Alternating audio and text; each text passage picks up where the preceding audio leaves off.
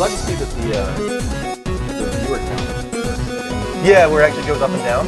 It doesn't just go to the maximum. Well, relieving. Instead of just saying, hey, you're at 130. Really, you're at... That's what I do. Do we have to do an intro thing? You can do whatever you want. Do Dean's part. Here, right now. Do it. What is something. okay, I don't know. Alright. What is that? Are you a Power Ranger? You became a Power Ranger. And now we high five. Oh my god, that was the worst ever, but it worked. Yeah, was that worse than me? It was okay. Alright, so the common denominator then, because I hit Jesse's hand pretty darn well. I kind of slightly missed you. Yeah. I got Dan You're- okay. No, see, you are the common denominator in that. Just I'm not sure if that's the right term to use, but we'll go with I'll that. go with that. I said worst person ever. The worst person ever. I wouldn't go that far. That person's not here. It's No, not he's nice to ruined talk everything about at this yourself. point. Welcome, He Level makes a Uppers. This is episode 95 of the Level Up Show. This is a gaming dedicated talk show on every Sunday at 10 p.m. Eastern Time. I'm one of your co-hosts, Andrew Midori. I'm alongside the classy douchebag, Mike McLaughlin. And we don't have Dean here yet, the Beast from the East. He'll be here. Oh, that's probably him right now. Right now. He'll be down in a moment. But we do have our good buddy here, Dan Pihush. Hi. And his girlfriend, Jessie. Also here throughout the entire night. And special guest, Gregory Virgo on the line. Oh my god, where am I? You guys can't see him. You're still at home. He's there though. He's on the he's voice for the people on PlayStation, and he's video if you're watching at twitch.tv/the Level Up Network, our Which higher is where quality. you should video all stream. be going. I'm That's also watch. in the chat rooms for both, and in the chat room for the Level Up Network, the PC set of streams, we have Verfufagung says hello all. Verfufagung, welcome Verfufagung. hello. We're happy to have you. Make sure to follow us at twitch.tv/the Level Up Show. That is our primary channel. Until we consolidate things, we do have the Level Up Network side for the higher quality stream. But that twitch.tv app is coming to PS4 very soon. Hey, big guy. Hey, I made it. You did. So, Drew I thought came- that you got either pulled over in an accident. We No, were I concerned. came all the way here. And then Did you get all the way here? I was in the driveway. Oh, I thought you got Oh. further away. I reached for my backpack and I was like, That's the worst. So I go back Nice to my jacket, house. by the way. Thanks. And then I got back to my house, and then in the driveway, Jen ran my backpack, and then my little fuel light came on. I was like, God damn it! So you went and got gas, So I had too. to go get gas, too. We were wondering because it seemed a little longer than it should have been, and we Yeah. were kind of concerned that you got I like would've in a been- crash I again or probably something. would've been back before you started. Okay, I yeah. was like, like 10 Right. minutes. We started literally 3 minutes ago. Yeah. Really? So, Yes, you yeah, we missed were nothing. waiting for you. So, and then we Oh, were just thank like, you oh, we're very gonna call it. I made it. We're going for it. Rick wanted to skip it. but, Skip what? Skip waiting for you. Yeah. He just wanted us to start. It's He's like, you don't need Dean. It's fine. And then It's fine. I get it, Rick. He's here now though at 10:20. The Beast from the East, Dean Marchese, is also joining us tonight. And once again, Greg Virgo on video, voice. Check us out at twitch.tv/the Level Up Network for the higher quality stream to see all of us. So how's everybody doing tonight? What's going on? Great. Cool. We got a flight at 6 a.m. We're very Yo, excited. listen to this you guy's know? schedule. Yeah, They get up at like Explain 9:30 yourself. this morning. Oh yeah. Oh, So yeah. we're visiting from Seattle. We were here this weekend for a wedding, and so we're Which is a leaving. good wedding. Yeah, which is a very good wedding. Very nice wedding. Very good wedding. And then we're leaving tomorrow at 6 a.m., which is you have to be at the. Wednesday's wedding? Yeah. Yeah, we did. We have to be at the Philadelphia would've airport at invited you, 3 but I a.m. So that'll be fun. Yeah. I don't think we'll sleep much. Yeah. So this is perfect because we're not gonna go to sleep after this because we have to go to the airport. Why bother? Yeah. Awesome. So he's just not Yeah. sleeping. And then he's going to work tomorrow. Yeah, then he's gonna work at That's 10 Because a.m. we leave at 6 a.m., but we'll get into Seattle at 11 a.m. because time zone difference. That's the thing, right? So, I'm gonna Future. go to bed because that's a smart thing to do. yeah. It's Uh, fun because when I watch the Yeah, show, good job. for me, it starts at like, what time? 7? 7. And it's Yeah. over by like. Wow, I never even Nine? thought of that. You Yeah. guys, Yeah. yeah, we're at 7 for you guys. It's really Yeah. easy for me, It's great. actually. Oh, that's awesome. I wish we started at 7 Yes, he sometimes. is. Yeah. Like, it would have been so. It would be so much. Rick nicer said for you me. were lying. Call that bitch out. Dean, as the only person that wasn't at this wedding yesterday, how was your week? It was good, man. Normal week, just chilled. Work, chilled. schoolwork. Worked a lot. Didn't really like working on any house stuff at all. It was my normal week. Just a normal Relaxed. week. Started playing Uncharted on crushing difficulty. That's Nice. pretty much How's that going? good. I heard it was easier than before. I didn't try it before on, Oh, okay. on crushing. I played it just on normal. and I Well, was yeah, like, that I can "Screw it, understand that because crushing is a bitch. done." Dude, it's so hard. Well, now they have another difficulty level above crushing, though, right? Brutal. Yeah, Brutal, but right? unfortunately you You have to don't. beat crushing to get Yeah. brutal. And you don't need brutal for the platinum. That's good. I Yeah. was like, Good. And the That's speed fine. runs too have trophies, but they aren't necessary for the platinum. I heard as well, Mhm. which is good. I'm glad Yeah, they did that. it's almost as if like you get like DLC for a game, and then they have their own little separate Mhm. trophy list. Gotcha. You know what I mean? I'm Dean, by the way. Nice to meet I'm you. just. I'm Dean, by the way. These guys. Sorry about that. Alright, I figure introductions would have It's been all at some good. point. I started 2, by the way. You started Uncharted 2. You Yes. liking it more so far? I mean, I literally just got into the sewer. Okay. So The I'm opening Very early, scene yeah. though is so good, dude. You know what? I sat there and thought about it, and I'm just like, you know what? I get that it's supposed to be like the over the top action movie and everything Mhm. like that. Yeah. But it was probably the mood I was in because I started it when our other friend Dan was over, and so like the entire time we were just like, really? That's it? I mean, really? You're hanging? Well, out we're off to a good start then. no, but it not in a bad way. It was just I found ways to make fun of it. But no, it is entertaining. It is fun. I know a couple scenes that are coming in it that you've shown me yourself because you were all about it years ago. So I'm looking forward to playing it more. It definitely controls a little bit better than the first one. Okay. Yeah. That's good. I'm glad to hear that. Before we get into all of our gaming talk, Mhm. we're going to do our first segment. The Level Up Show has no game. It's our official non-gaming portion of the show. Before that, also, don't forget to follow us, guys, if you do like what we're doing at any point tonight at twitch.tv/levelupshow, or if you're watching live from PlayStation, just hit that heart button in the bottom left-hand corner of the screen. We've had, I think, 4 heart follows button. tonight already. Thank you to Christian Stay High. I didn't know it was Christian Stay High. I thought it was just Christian, but it's Christian Stay High. We also had Randall G is what it was, I think. We had Josh Fez, and we had E-Dog. Thank you for those follows, guys. Keep them coming. Hit that heart button. We're also on Twitter. We're on YouTube. We got a t-shirt shop at thelevelupshow.spreadshirt.com. Patreon if you want to best support the network. And most important of them all right now is Extra Life. that's good. It's a charity Oh, yeah. for Children's Oh, yeah. Miracle Network hospitals throughout the United States. We are playing for Children's Hospital of Philadelphia, and we've already raised $1,445. Woo! Unbelievable. We're $65 away from our next goal. 55, yeah. 55, sorry. 55 away from fart candy, guys. 55. Or That is what? gonna be What is fart candy? so. We will all be I taking am fart really candy. not looking forward to this. What is fart candy? Dean is the only one that can actually I talk think you about just this. Fart automatically, so you don't need to take Oh, it. Dean, okay. Tell us about your fart candy experience. I mean, you eat it, and then literally within, I want to say like 15 minutes, you're just like Oh, really? ripping it up. Oh, it's like gas causing candy. Yeah, it's like carbonated. Oh, that's The cool. one we had was carbonated. It was like root beer flavored.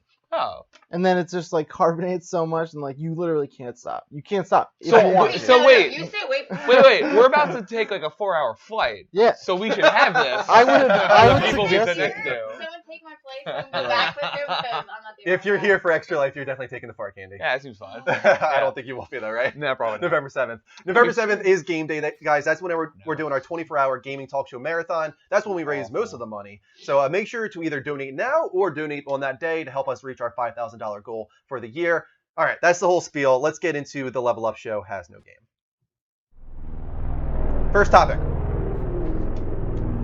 So Steven Spielberg will, quote, probably do Indiana Jones 5 with Harrison Ford. I did not hear I this. saw This that. is kind of Really? interesting to me. Well, here's the thing. It felt a little bit tongue-in-cheek to me because he was talking about it, how he goes back and forth between using Tom Hanks and using Harrison Ford. He's like, oh, well, I just did another movie with Tom Hanks, Bridge of Spies, so I guess I should probably do Harrison Ford with Indiana Jones 5, right? So it was kind of like, is he joking right now or is he being Right. serious? Like, I don't. Here's my problem: is he physically able to do the role? He's And Han Solo, right? Right. Yeah. Yeah, but Han Solo in this movie is not going to be the same Han Solo we're thinking of. What if he is, dude? What if it starts off and he's jumping off of I ships mean, and I stuff? only know. I know of one scene where he has a Han Solo moment. That's in what I'm the new talking movie. about. I think that's he it. Like- is. Did you watch The Daily Show religiously? There was a Not bit. enough anymore. There was a bit where J.J. Abrams was on talking about how on set, part of the set had collapsed and like had fallen onto Harrison Ford's foot, and it And was he just- it was kept no, going, it was yeah. obviously twisted, right? So it was like, oh no, like your foot's broken. right. That was we have to get this earlier off right now. in shooting. And he was just like, I'm fine, I'm okay. Like he didn't like scream Yeah. or like have a Hollywood But- freak but, out. like, right? the guy's a Indiana- beast. Indiana Jones is way more taxing on your body than Star Wars ever was. Like, think about Han Solo versus Indiana Jones. There was a lot. You had to run from a boulder. But In dude, Star dude. Wars, you were just sitting in a cockpit shooting shit. It's a movie set. It's not a WWE arena. Like, you No, know. I know, but there it was definitely there was more physicality involved. I feel like in shooting any Indiana Jones. But that's movie. that's a good point. But still, they really shouldn't make that movie. But I mean, No he one ran wants from a boulder. No, I know. Like, but I'm saying, but think about He didn't how really much, need to be going no, max but how- speed. all I'm trying to get at is think about how much physicality there was in Star Wars, and then how much is probably going to be in this one. Yeah, I see I your think point. Quick fire. he'll be able to handle Quick it. fire. Do you want Harrison Ford, Indiana Jones 5? Hell yeah. In ways, yes. I'd see it. I'm down for it. No. Okay, that's it. It's over. He said no. One, they shouldn't make the movie. Two, if they do, he shouldn't even be in it. Just do something completely different. Yo, Team Mater doesn't like Indiana Jones. He doesn't like That's it. Pokemon. He doesn't like Indiana Jones. Dude, you're killing Time's me. up. FX is developing Y: The Last Man Isn't for it E television. the last man? No, I don't. It's I'm Y. so It's like Y excited for chromosome. this. Yeah. Y chromosome. That's the whole point. No, I get that. I just always thought it was E It's the a last pun. man. How cute. But has anybody here read Y: The Last Man? No. No. Greg. I just know about it. Excellent story. It's a post-apocalyptic thing where it's kind of like Children of Men in a sense that like this virus is making it so women can't have babies, but in this, it's killing all men instead. Yeah. So it's where how is life going to go on if there's no men? And the women a lot of women are like totally like, yeah, we own the world now, like woo. And then there's some women that when they find out that he's still alive with his male monkey, it's like we got to keep this guy alive. So it's a really cool story, and it's going to allow for a TV show with a lot of women actors, a lot of actresses. So I think it could be pretty cool. I think it'd be cool. Good I mean, it's on FX, which is not doing terribly as far as TV shows. Fargo is awesome. Right. So they have the capabilities. I wouldn't say they're on the same quality as like AMC or even HBO or anything like that, but they do have the potential for it. That said, how much is there in this to make a long-running show, which is what FX is also known for? Yeah. That's the thing. A lot of people talked about this. Like, should this have been a movie or a TV show? I think it should be a TV Miniseries. show, personally. I think miniseries. Miniseries would be fine too, but I do think they Yeah. could drag this out. I really do think they could drag I it mean, out. that's why Kill it's it a TV by show. dragging it out, though. There are certain situations in writing if they could drag it out and be fine, but they could also drag it out and kill it Sure. and get repetitive. Well, that's the thing is you have to go into it with like a showrunner who knows the game plan, right? It's like Yeah. this is a 3-season show, this is a 4-season show, Mhm. and stick to it. Don't be like allow FX to say no, the show's doing great. You're going 6 seasons. Be like no, this is what we agreed to. 4 seasons, we're done. This is the story we want to tell. And I hate to be negative, but it's just like post-apocalyptic people in a wasteland trying to survive. Like weird virus has killed pets. We've done this. Oh, a lot, yeah. Like I don't know. In video games and TV. The Yeah, only and benefit birds. is that this does have a recent... Well, Exactly. For you. I don't care. and last, I think Dean and Greg should comment on this one. They're the superhero guys. Fantastic Four movie rights supposedly returning to Marvel. Dean, we'll start with you. Yeah, as far as I know, both sides, Marvel and Fox, have both rejected it. True. A lot of people are speculating that, hoping rather, that the reporting source just got the specifics wrong, and that there's some kind of deal there still being made. Personally, I think they just want Doom. Honestly, I don't blame them. Doctor Doom is an awesome villain. Yeah. Easily. That'd be a Not the huge way win. they did in the last movie. No, but like the regular Doctor Doom. Greg, do you think that even if they do get the rights back to Fantastic Four, they should immediately go with a Fantastic Four movie, or should they give a period of time to allow people to wash the sour taste out of their mouth from the most recent film? I think generally the Fantastic Four are very corny characters. So to try to fit them into the universe that I think that they're building right now, which is very gritty, very dark, I just don't think those characters fit. So I'm going to agree with Dean in the sense that the villains of the Fantastic Four are kind of the better characters out of that bunch. So I think if they took the villains and threw those into like the Avengers movies and stuff, I think that's kind of what the deal is for. But this Yeah, isn't man. confirmed. Yeah. So like Galactus, I want- Avengers Yeah. versus Not even that. Galactus, like I fuck, want yes. Doctor Doom as a villain, and I want Reed Richards as part of the Fantastic Four, as far as the Avengers. That's what I really mean, want. I Those think- two would be perfect for it. I Yeah. think if you took away, just used the villains for a while, and then in a later movie brought in the Fantastic Four as going, oh, Right. we fought this guy, we Yeah. can help you. I think that'd be a better way to do it. My only Yeah. thing I would say to that real quick though is Reed Richards is a renowned scientist, and with the possibility of losing RDJ in the coming future, Yeah. they would add that. Yeah, but in what world is Mr. Fantastic ever going to be as cool as Iron Man? No, you're right. But you have to have Retweet. that scientist, edge to it, and with Mark For Ruffalo, to have around, yeah, right? Yeah, So that's what I'm true. saying, and they need one, and there's really no other character that That's they true. have the Would be the able to, contract with yeah. that they could use right now. So Reed Richards would be perfect for that. Plus, I mean, imagine having now have the possibility. Every time. Spider-Man to like swing around and Reed Richards just like expanding himself out and using him as like a wrecking ball. And I'm actually going to add on to the Has No Game. Even though this is a game thing, I wanted to add it onto the list today Ooh, because special. it just happened. I'll put it up on the screen for you guys to see too. I should be able to do this. Hold on one sec. I got the web browser here. Let's see if it works. It did. Magic. Going. And on the TV, I want you guys to be able to see it as well. Boom. Awesome. All right, here we go. Star Wars Battlefront PS4 holiday Did you watch commercial. it? Have you guys seen it yet? Yeah. It is awesome. Yeah, I haven't Watch seen this it. shit. So good. Yeah. So good. Rated T for teen. I can't.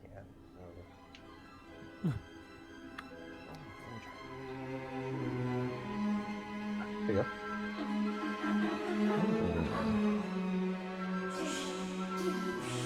Huh.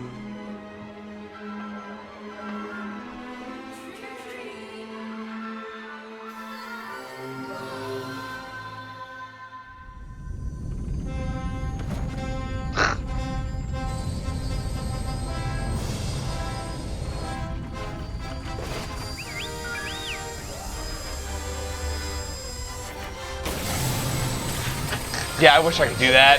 I just want to do that even if there isn't an X-Wing there. Not actual gameplay.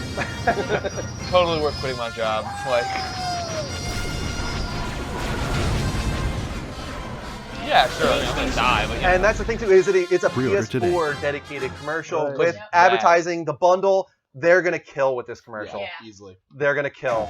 And another thing to show off real quick. Have you guys seen it? The Star Wars poster, the official one, has been Yeah, that's revealed. pretty awesome. It's really nice. It is. So Yeah, here's what awesome. threw me a little bit is the image they're actually using Finn with the lightsaber. Yeah, and a lot of people are mistaken thinking that what's her name? Right. Daisy. I can't remember what her name I can't think is. of her name in the movie. That's- That's not a lightsaber. No, She's holding a that's staff. Staff. That's Kylo Ren. Yes, a lot of people are making that mistake. The other side of this is there's no Luke. Luke is not in this poster anywhere, Right, and I'm okay with this. unless Kylo Ren is Luke. Right, I was gonna say Big that- twist. that's, you know, Right? that would be the funny part of it. But yeah, Han is pretty decent size. Carrie Fisher behind him is Leia. But yeah, Daisy and the biggest Finn talk is being actually front and this center. right here. The Death Star. possibility of a new Death Star. Yeah. With no exhaust port. That could be disappointment. possible. Yeah. I don't know. What do you guys think of Maybe Kylo they'll- Ren being by far the biggest part of this? Yeah, That's great. I feel like that's to be expected. I'm not shocked by that at Every all. trailer, as soon as he comes on, I'm like, oh. You're right. And also, if you look That's at so mystery, right? a lot of the previous posters for Star Wars, Darth Vader was always that huge Right. presence in the background. Right. So they're There's going with always that, so right? much mystery to the character, and that's what it's kind of trying to evoke that awe and bewilderment out of you. So. Yeah. I like Greg, it. how excited are you for Star Wars, man? I'm seeing it on Christmas Day. I'm gonna be crying dressed up as the baby Jesus and/or Star Wars character Why the baby Jesus? Explain. because it's Jesus' birthday. It's Christmas. Gotcha. It's actually coming out now on December 18th, and tickets go on sale tomorrow. Yeah. That's what we're What? hearing. And the trailer is supposed to come out tomorrow, and with that is advanced, ticket. So I might actually have to go and buy mine. Is that I need to see confirmed? it We need to buy opening that. day. Oh, sure, obviously. Really exciting time. I like the fact that it's just centerpiece to the female lead. Like, it also just shows like the progressiveness of like they get what they need to do with the film to kind of like meet the times. So. Yeah. So That's true. my one concern is I'm glad that she's big on the poster because I don't want Finn to be as big a character as Yeah. she is. I want her to be the big Jedi, and that's why I'm kind of concerned. Like, why isn't she holding a lightsaber? Why is Finn holding a lightsaber? right. I want her to be the Jedi. I don't want It's him to be the Jedi. to be revealed, right? Right? That's the Yeah. thing. It's a coming of age story. Yeah, Oh, please, Maybe. come on. we'll have to wait and see. Not that far away. Now we can get into what we've been playing. Dean and Mike both been playing Uncharted. How about you, Dan? You been playing anything? Oh God. Okay. So I've been doing that thing which maybe many of you have done, where you start a game and then you start a game and then you start a game, and you do that like 7 times. You do that. So I What, have start a running game? right now Start a game, StarCraft 2, Not typically. Metal Gear Solid No. 4, recently. A Link Between Worlds on the Jumper into the 3DS, festival. Super Okay. Mario Land on the 3DS, and Advance Wars: Days of Ruin, and Ghost Trick on the DS. bunch of random stuff. It's kind of a It's mess. really- It's a bunch of random Yeah. stuff. It's basically so like I can be in any room in my apartment and there's a game I could be playing right now. Yeah.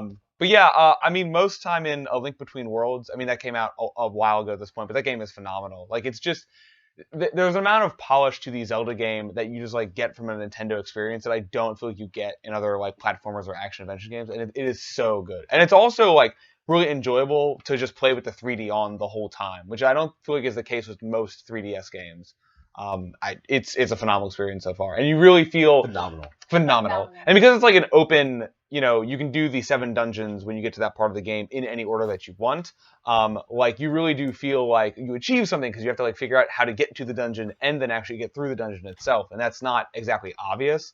So that's super rewarding if you like enjoy being an adventurer and such. Cool. Yeah, Very cool. very solid. What about you, Jesse? You been playing anything? I got Happy Home Designer, the new Animal Crossing for 3DS. Oh. So I got that. That's what I've been playing recently. I beat it in like 10 hours, I guess, technically. Even though you Which never is- beat an Animal Crossing game. Right, it's a huge departure from regular Animal Crossing, Yes. which you could spend 30 plus hours and never feel like you're done. Yeah, so you basically beat the game when you complete the town. So you make a restaurant, you make a hotel, you make a school, you make 2 shops.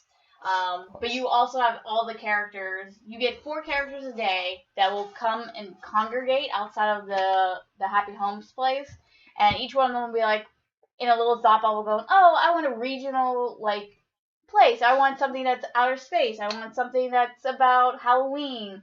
And then as you go through, you learn how to make the outside of the house look pretty, and you only get certain items per character. So, let's say you're doing a Halloween theme. They want a Halloween thing. You don't get all the Halloween items that you've seen in the game. You get maybe the dress for the bed and maybe something for the wall. Sure. Now, the next time you'll meet someone else who wants it, you'll get more of those items. So, depending on which characters you go for, you never see the same person twice, unless it's 2 to 3 days later. So how it is you'll go out, you'll pick a character, you'll do their house, and then as soon as you go back in, you have to save the game. They tell you, oh, we're done for the day. I've You actually save. seen So you that. can't do 2 or 3 houses in one day. Okay. And even if oh, Isabella's there going, we're gonna make this hotel today, so you can't go out and do the hotel and then go do someone's house. There's a break in the gameplay. Yeah, Right, it yeah. requires you to stop save, so that way there's no I forgot to save type deal. Also, you don't just play for hours without noticing because you have this constant checkpoint system going on. Yeah. And we were talking about it, and what I was saying was it kind of led to a discussion we were having in the car about how it's a lot of Nintendo's games lately have been very hand-holding. Yeah. And more frustratingly so. In many ways. Do you feel like the length is a disappointment as well? I know that you can still keep playing, I'm sure, but having that finality at all? I think it's still fun to play because Yeah. I've not unlocked everything Sure. within that time span, and I'm still interested because you do Isabella's house at first, and you can now go back, visit her, and redo her house completely because now because later on in the game you get to do ceilings, you get to do light fixtures, which at first you don't get. So this really is I had no idea Right. it goes this Yeah. deep. It goes Yeah. in depth. This is freaking this Like- is what I do at work. You get tables and then you can put things on the tables, Yeah. right? Yeah. It's not You're doing limited architecture. to very small items. And at some point, you can use your play coins to learn more items about the game. You use play coins, and you can now put music in the room. Right. You use Okay. those play So- coins, you can what was one of the things? You now learn how to rechange your character. So you still get to dress up your character, but you never take off the jacket because it's your work uniform. But you can change the hat, you can change the face, you can change your hair, you can change the pants. So It's a lot more in depth. That's It's a lot of basically depth, taking all yeah. the Yeah. cosmetic customization Yeah. of a regular Animal I Crossing game. without, love the sound of this game, BT. Yeah. Oh, by the way, Greg's here. Yeah, I was gonna ask Greg, what have you been playing, Greg? What have I been playing? Yeah, what have you been playing? I started Uncharted Drake's Fortune on Crushing. I'm about 75% of the way through that. I'm excited to start Brutal. Now And you're I'm- somebody that has played Crushing before, though. How do you feel like it compares to the original trilogy as far as the difficulty? So much easier. Yeah, that's what I the heard. aiming mechanics and everything is so much easier. Crushing originally on PS3, I was not able to get past it at all. And on this, I'm blazing through it, which is phenomenal. And I'm also shout out to I was talking. Say that right in now. You should go back and Dude, I PS3 am and just try constantly it. I'm not to even blow my own horn. I'm pretty good at video games. And I'm sitting there, I'm like, what the fuck, dude? I'm getting really mad at this game. And it's frustrating. Uncharted 1, Drake's Fortune in particular, is very difficult Yeah. on Crushing. That's the worst of them all, by far. That's I good think, to know, Greg, you yes. agree with that, right? 150%. And I also want to shout out on the PC side chat on Level Up Network, just in case you guys want to see a better quality stream. We're chatting in there a little bit about the new Walking Dead mobile game that released with the premiere of The Walking Dead. I've been playing a lot more mobile games recently. It's called No Man's Land, and it's kind of I guess you'd call it an RTS. But I've been sinking hours and hours into that too. That's a Yeah, dude, phenomenal they game. had If a anybody would like huge to check push that out. in New York Comic Con for that. It It was all over the place. There was videos on repeat on all the No, it's TVs in the. It's a lot of convention fun. center. And this is the first one produced and updating with AMC. So you have the theme music from the television show, and you have all the television show characters and models and whatnot. So it's really cool. It's finally not based on the comic books; it's based on a television show, which That's is good. cool. Oh, that's Yeah. okay. Unfortunately, you have an iPhone, so you can't stream it for everybody. True. That is. We'll talk about that later. That is one of the stories tonight to get through. We did a couple more follows. We had the Hypax, I think is how you say it, and also You Sucks Wee Wee. Thank you for the follow. Yeah. Appreciate them. And I've been playing more Metal Gear Solid 5. I don't want to talk Nice. about it too much, but I did get Quiet's You're ending. done. Well, Quiet has an ending.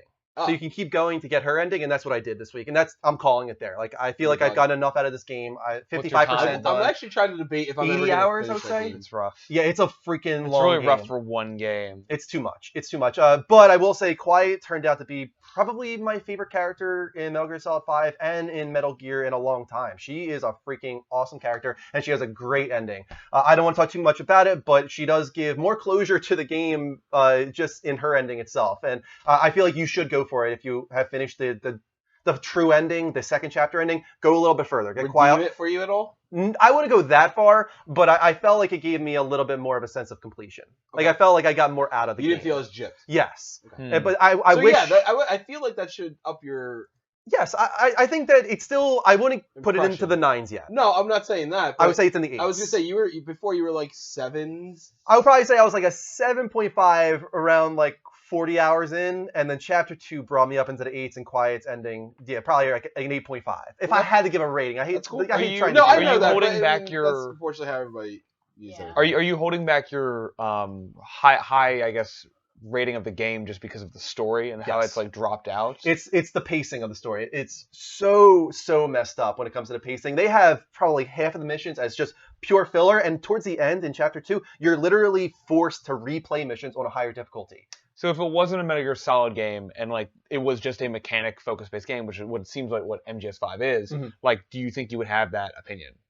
I talked about this before in the show that the gameplay is the best Metal Gear's ever been, and I think it's the best stealth probably has ever been. Yeah. And if that is all you're looking for, this game is phenomenal, and everybody agrees with that. It's one of the it's one of the highest rated games of the year. It's going to win a ton of Game of the Year awards. But I think a lot of people in the chat room will agree with me. If you are a diehard Metal Gear Solid fan, if you went into this expecting not just gameplay but also a huge focus on a great story, bridging the gap from Mhm. Metal Gear Solid 5 to Metal Gear 1 on the Famicom, Yeah.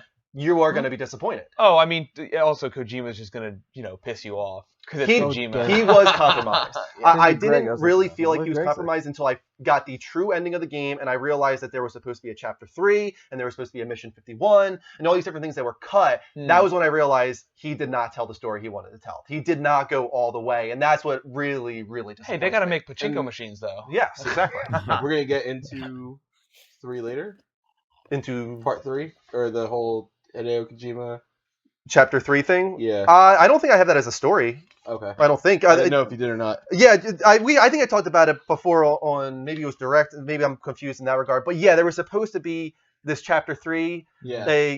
That's what we're hearing, and there's a Mission 51, and you can actually see the video of Mission 51 online. They have the 30% complete cutscenes, and they have a good portion of the gameplay, and it's really cool, and it gives closure to the Eli character, who is a pivotal character in other Metal Gears. Mhm. Don't go any further than that. Yeah. But it's really cool how they finish off his character and bridge the gap, and that's more closure that should have been provided but wasn't.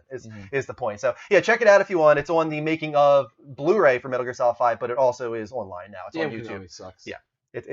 Somebody will come in tonight and say fuck Konami at some point. I mean, that's guarantee just literally. I mean, there's T-shirts. Jim Sterling has T-shirts, so you know. Yeah. Really? I didn't know that. Oh yeah. That's funny. Hashtag fuck Konami. Let's take a quick commercial break here, and then we'll move on to our gaming discussion for the week's news stories. We'll be right back, guys, in about 60 seconds.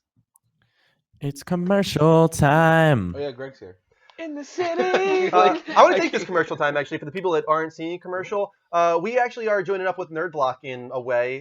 You know, we've been unboxing NerdBlock for several months now. We really enjoy it. It's a great subscription service where you have this box delivered to you. It has gaming and nerdy memorabilia in there, and it's random. You don't know what's going to come to you each month, and it's exciting in that regard. Kind of like Loot Crate or Yeah, okay, yeah. many others. The So question at my lips. Is it Loot if Crate? you want, you know, we're pushing NerdBlock Better. right now. Just go to the levelupnetwork.com/NerdBlock, and you know, fill up your cart that way. You have kids, Nerdblock Jr. is Or awesome. yeah, it's all there. Oh, that's cool. So the I'm gonna get levelupnetwork.com/nerdblock if you want to check it out, guys. It's a really cool service. And check out our past archives of our unboxings on YouTube as well. All right. Cool. I started Walking Dead this week. That was something you? I forgot to talk about earlier. Go ahead while we're Show? in the It's middle. good. I here. like it. I love it. It's good. Me and Jim watched the first season. and then we watched episode Oh, you never 1. watched it before. Oh, No, you're I've watching never the seen AMC any of it. show. Oh, I didn't realize At all. Yeah. Oh. We watched the first season in like 2 days. Yeah, it's only 6 episodes. And then we watched the first episode of season 2 this morning. Konami I love it. should I'm just totally stick hooked. with Yu-Gi-Oh. It's really good. I agree with that. Konami was Yu-Gi-Oh, huh? Yeah. Isn't that? So but you liked though? it though, Dean. You thought Yeah, the I first like it a season was lot. I'm totally in. And you, what part are you at in the second season? Just the first episode we watched in the second season. good? Some people get really down on the second season, just to warn you, because Yeah. it has a lot of not zombie stuff, Yeah. which I'm totally okay with. But I very like Yeah. the characters Same though, thing. so it's like Yeah. I'm in. I like it. I'm gonna see it through. Good luck.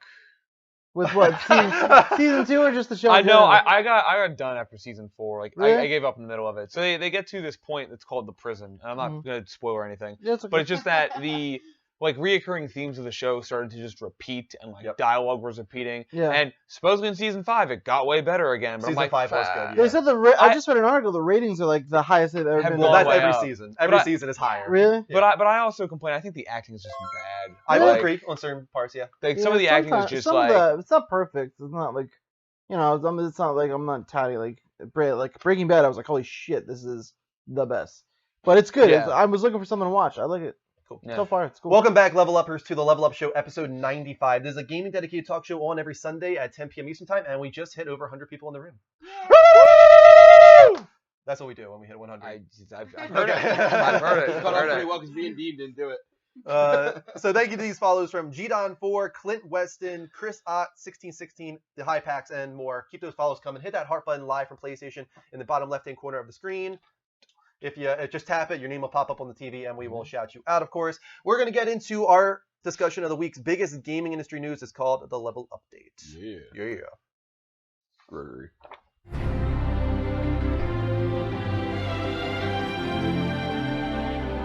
It's good news music. Yeah. Sorry, I wasn't still. First up, Street Fighter V might have a story mode to rival the most recent Mortal Kombat. At NYCC, in an interview with Hip Hop Gamer, senior project manager at Capcom said, quote, "I can't reveal specifics exactly on our story, but I can say we are going to be doing things differently this time around. We're definitely paying attention to what our competitors are doing and want to raise the bar, so our story content is going to be unique and different than any previous Street Fighter game." That's cool, right? Yeah. I'm very excited for this. We This were all is- interested in the Mortal Kombat story, right? Right. I actually like that. I thought it was entertaining. Yeah, I wasn't being sarcastic there. Yeah. And this is that. And I'll tell you right now, some of the most entertaining combat I've played in a fighting game in a while. I'm really excited. to Wait, get did you more. try out Street Fighter Yeah. 5? Oh, you did? Yeah, I didn't know played- that. This I is was like, one of the. What I played this Just Cause. The Dragon Quest Heroes or whatever it is, and something else. I can't remember what it is. I can't remember the other one. This isn't But entirely I'm new, though. excited for Ono has actually commented on this before as well. He said, quote, "I also have a penchant for wacky, over-the-top games, so I've been playing a lot of Mortal Kombat, enjoying their story mode. And they did such a good job with their story mode and some of their other features that I feel like they kind of beat me in that sense. So I am playing these other fighters and enjoying them, but it depresses me sometimes too." So he's looking at these other ones and feeling like maybe they went ahead of them in that regard. And yeah, I mean, Street Fighter's never really had a story mode before, right? No. As far as I know. I mean, it has a story. Yeah, there was a story. Punching cars and shit, but No, I mean it's had a legit Oh. story, but nothing to the extent that he's looking to do with. I don't this know if it was one. ever in the games or right. It was always in like accessory outside like manga or like anime that there was. or like, even that movie, right? That anime movie. they There's a did. couple movies actually, Yeah. and there's a serious like storyline there. But yeah, when it comes to I guess in the games, not really, right? But I think that makes complete sense because people really like what Mortal Kombat did. So if they decide to go something that's like not dark and gritty and gruesome, and maybe that's like wacky and playful, that would be a nice pairing of the product. Nice foil, I guess you could Yes, say. yes. Definitely. Mike, why don't you take the next story? Absolutely. Oh, they're not color coded. No, I'm running out of ink, There you go. color ink. Black Ops 3's story campaign will be 14 to 15 hours long. Wow, that's a long. True story. GamePerv.com writes, Call of Duty Black Ops 3 single-player campaign will offer 14 to 15 hours of gameplay length. This number is high as compared to single-player gameplay length of the previous Call of Duty games, including Call of Duty Advanced Warfare. The average campaign length of Call of Duty games comes to between 6 and 7 hours, which is pretty accurate. In addition to this, it will be possible for players to play any level or mission at any time. For example, the last mission can be played first by players of Call of Duty Black Ops 3. That's interesting. Right, and they went very roundabout, and they're trying to change up how they're doing everything. Just because there are going to be people that play every single mission, no matter what, the right way through, and then they're going to say this level sucked. this level sucked, and then these people are gonna be like, well, I want to play this one, I want to play this one, I want to play this one, and I won't miss anything. Oh, or they think they're gonna do like a black flag, like rate the mission type thing. In a way, I mean, they're also trying to. I think they're also realizing that there are people that only play the campaign and maybe zombies, or there are people that are only playing the zombies and multiplayer. But they're usually the people that play multiplayer are not the same that play campaign. It's usually two. So this is a way for them to get more people to play it, so they feel that they're building value in it more. There's also a huge amount of people who buy Call of Duty who like never touch the campaign. Oh Like, yeah, they just go 100%. straight into multiplayer. I haven't and go and touched. look He at gets it. me. I mean, he's giving me. He's telling me. I think that's going to be the really interesting I haven't touched the campaign test still this for year Advanced Warfare. is that PS3 and Xbox That was- 360 It was good. That's all. I think it's worth checking out. do not have a story campaign this year because I guess Yeah, they that's couldn't, right. couldn't They cut handle it it. out. So I'm curious if this is going to push a lot of people to move to next gen, and it'll show like how many people actually care about story Yeah, I think campaign in that's Call what of we Duty. know. Are these Yeah. people on PS3 and 360 going to be like, who cares? I only care about the online anyway? There will Or be. are they going to buy a PS4 and Xbox One because they're like, I want that story mode? You Yeah. think know? that's their motive though, or do you think this is their way of being like, how many people will buy just multiplayer? Maybe that's Oh, our I model for going totally forward, think you that. know? They're Yeah. testing the waters here. I think so 100%. too. We could Yeah. do less work and charge maybe the same amount of money. Right. I've honestly Almost. said, Or less well, money. It's here's the- $50 for the PS3 version, so they're basically saying $50 for multiplayer, $10 for For single campaign. player. Right. Yeah. Yeah. The campaign So is that's DLC. we've had this conversation before, so this isn't anything new to me. It's interesting. for But sure. in other Black Ops 3 news, David Scammell at Video Gamer shared some interesting detail on what exactly the new realistic difficulty means in Call of Duty Black Ops 3, which I'm very excited about. According to him, realistic difficulty in Black Ops 3 means you get hit once, you die. I'm very big on this. I enjoy, the more realistic gameplay styles. That's what drew me into SOCOM originally. And when I play multiplayer, and Rick can attest to this. Me and him, we prefer hardcore mode over anything else because it's one hit you're done. So on multiplayer, so this for a story mode, it'll make it a lot harder, but I think it'll be fun Cool. until I break my Be a good controller. challenge. Do you ever play a Red Violin by chance? No, I don't know how to play. So that. it's a World War II game that's like realistic, and you're like in the winter in Russia, and your gun jams all the time. Really? That's Ooh. Well, I mean, realistic. that was kind of like the draw for Brothers in Arms, Hmm. the original one, because it was a very more realistic take on games that over Call of Duty and Medal of Honor, because it was like, I think it gave you more. I think it was like 1 or 2 hits, but it was very realistic. Yeah, and it's there was horribly no like difficult. crosshairs or anything like It's kind of how that. the first Far Cry was. Your weapons like jammed up and Yeah. stuff. Yeah. Oh, I wish yeah. games did that again. Greg, do you have the outline in front of you? Because I was actually going to ask you to take the next story. Uh-oh. Uh-oh. Oh no. Gregory, we can't hear you. So if you've been talking for the past hour, Yes, we don't hear a word you're saying. we haven't right now. heard you since before the commercial break. Oh no. Uh-oh. He's dead. Let me check and see if it's on our end or on his end. I can see the It's- alien. Definitely on his end. No, that's sad face. That's a sad face.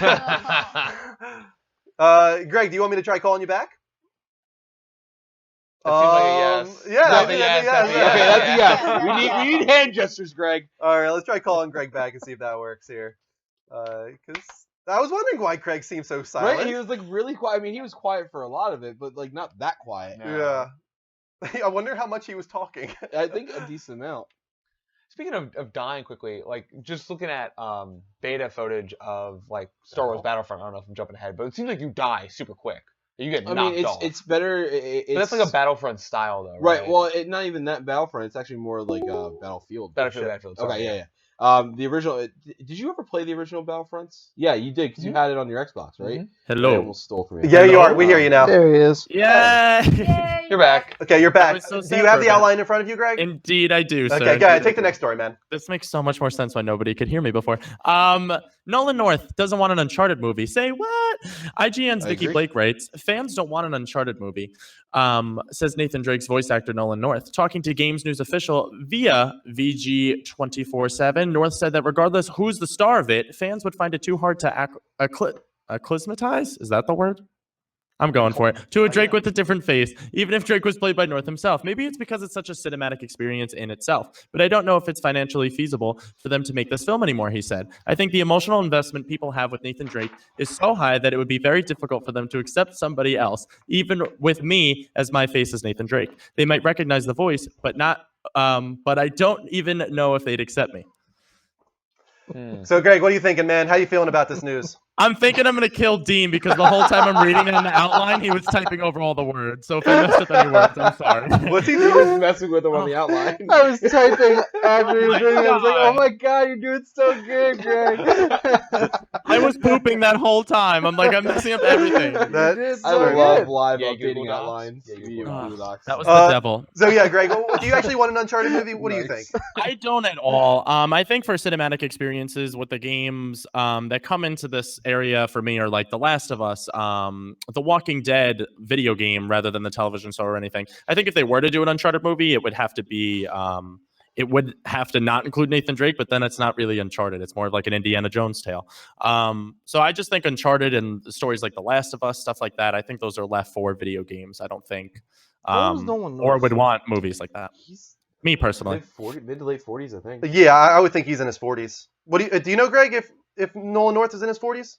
He just turned 42, I believe. I'm looking it up now, but he stars on one of my favorite shows on ABC Family, Pretty Little Liars, as the dad. So, What?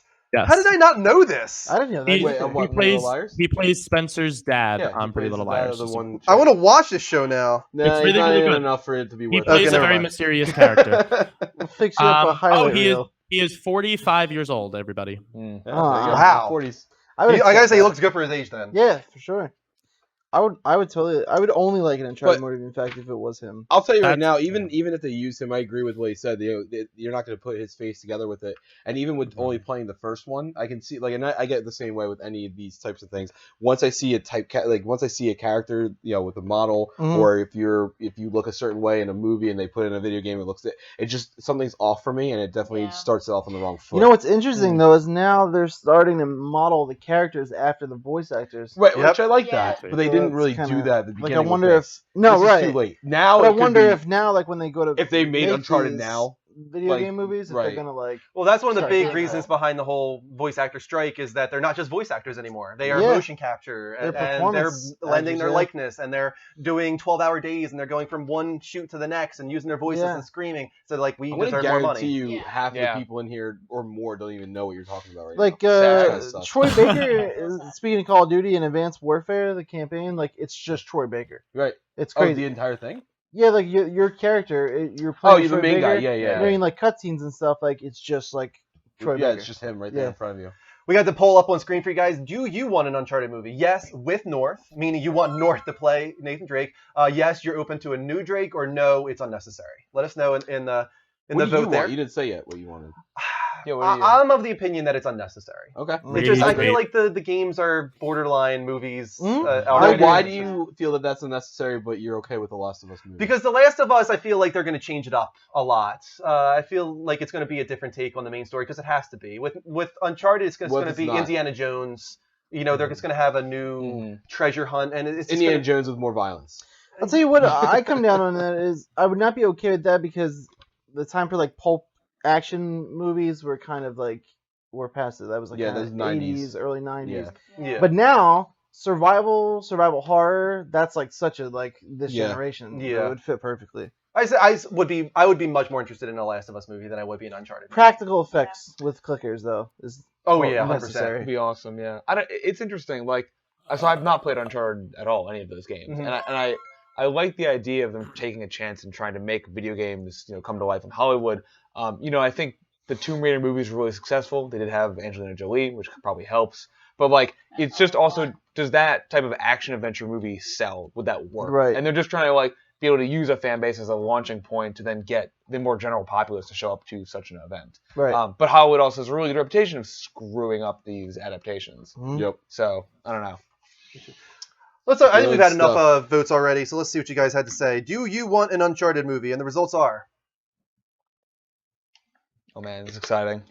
Dun, dun, Is it? dun. Robot thingies? Ooh, Oh Oh damn! wow. No. 81% said no, it's unnecessary. I feel like that is their test market right there. Yeah. Yeah, that is You're Seriously, welcome, I mean, Sony. these are PlayStation fans here, Right. so Did my mic cut out again, or can you still no, hear me? you are here, Oh, man. no. Yeah, yeah. Unfortunately, Okay, I can still hear you. Scotty Wu and Verfufagung, the only two people in the Level Up Network chat with me, are saying that if they were to see an Uncharted movie, they would like to see a CG one. How do you guys feel about that? Kind of like how they do with the Ooh. I would like to Resident see Evil more one. CGI video game movies in general. I think Yeah. that would be awesome. Yeah, I would watch that. When did Advent Children come out? That was, I mean, the original one came out what, like 2006, 7, and then the Okay. re-release was 2011. It's maybe? been long enough for them to try that again. Yeah. I mean, has there ever? Well, we got Ratchet and Clank. And Ratchet wait, Clank. hi, Ratchet and Clank is a two CGI Resident Evil uh, movies. And that's cool movie. because they're like anamorphic, right? So it's Yeah, fun. and then you got Sly Cooper coming, and I think that's it, right? They're making That's a right Sly now. Cooper No. movie? We Yeah, have they two did more. Sly Cooper You didn't movie. remember that? That was like How? 2 years. That's like the news is like a year or two old. Yeah, Huh. it's coming out next year, coming out 2016. So Oh, I yeah, hope we that have some works. video game movies to look forward to for sure. We'll be playing the Ratchet and Clank movie trailer later on in the show, but right now It's not a beer you can bottle. call in if you want to talk about anything on Skype at the Level Up Show, spelled exactly how it sounds, no spaces. Banner's up on the TV there if you do need it. And No in more the beer. meantime, we'll No, go to the thank you. comments. I'm done for the week. Strike Girl says Advent Children was 2005. Advent Yeah. Children Complete was 2009. Well, that's longer Yeah, so it's a ago than I even decade. thought it was. Yeah. That's crazy. I can't believe Shout that was outs that long ago. to eDog66 who says, all I ever played of Uncharted 2 and 3 was the multiplayer. I didn't play the story, so I don't even know much about the game That's story. crazy. Aw. That That is is pretty interesting. crazy. That's so backwards. Go do That's so yourself a backwards. favor, eDog. That would be and go like play playing those Metal Gear stories. Online for MGS4. Yeah. That would be weird. That's a weird thing. We also got some more followers here. Thank you to Daniel Ho, I think, or Daniel Inho. I think he's Inaho. Daniel Inho. Raven 10, Green Bastard, Nidathon, G-Don, Clint Weston, and we're caught up. Thank you for the follows, guys. Keep those hearts coming. Hit that heart button live from PlayStation, bottom left-hand corner of your screen if you do want a shout out. And let me take down that poll as well in the meantime. Any other good comments going on? Dean, you see anything? Rick said Heavenly Sword animated movie was a thing. That was a terrible thing, is what I hear. Yeah, I heard it was awful. I heard it We was had, pretty lousy. we had the 2 animated Resident Evil movies, which are very good. Damnation. Actually, I like and, all of the animated, the CGI Resident Evil movies. Yeah, I those are haven't very, seen very those good. yet. Oh, okay. you would like them. I'm surprised you haven't watched them yet. I don't know. The Resident Evil live action franchises. Nope. Just, nope. I honestly haven't watched even the second one. What? Watch the CGI ones. You'll like it a lot. Give it a shot. Welcome, Bradley, to the show. Hello, guys. How you doing, man? I'm back. What do you want to talk about tonight, Brad? Oh God. Oh my God. This Star Wars and Walking Dead and oh my God, it's just a lot of stuff. Have you guys ever met Brad before? I think so. I think I've seen him on the show He's kind of before. crazy. You'll Yeah. get used to it. I'm though. so crazy. Bloody I'm hell. so crazy. Bloody hell. Yeah, so what are you thinking, man? Are you excited for the trailer tomorrow? Are you excited for the movie to come out in general? Are you excited for Battlefront? Battlefront. Not really. You're not excited. I played it and it's not for me.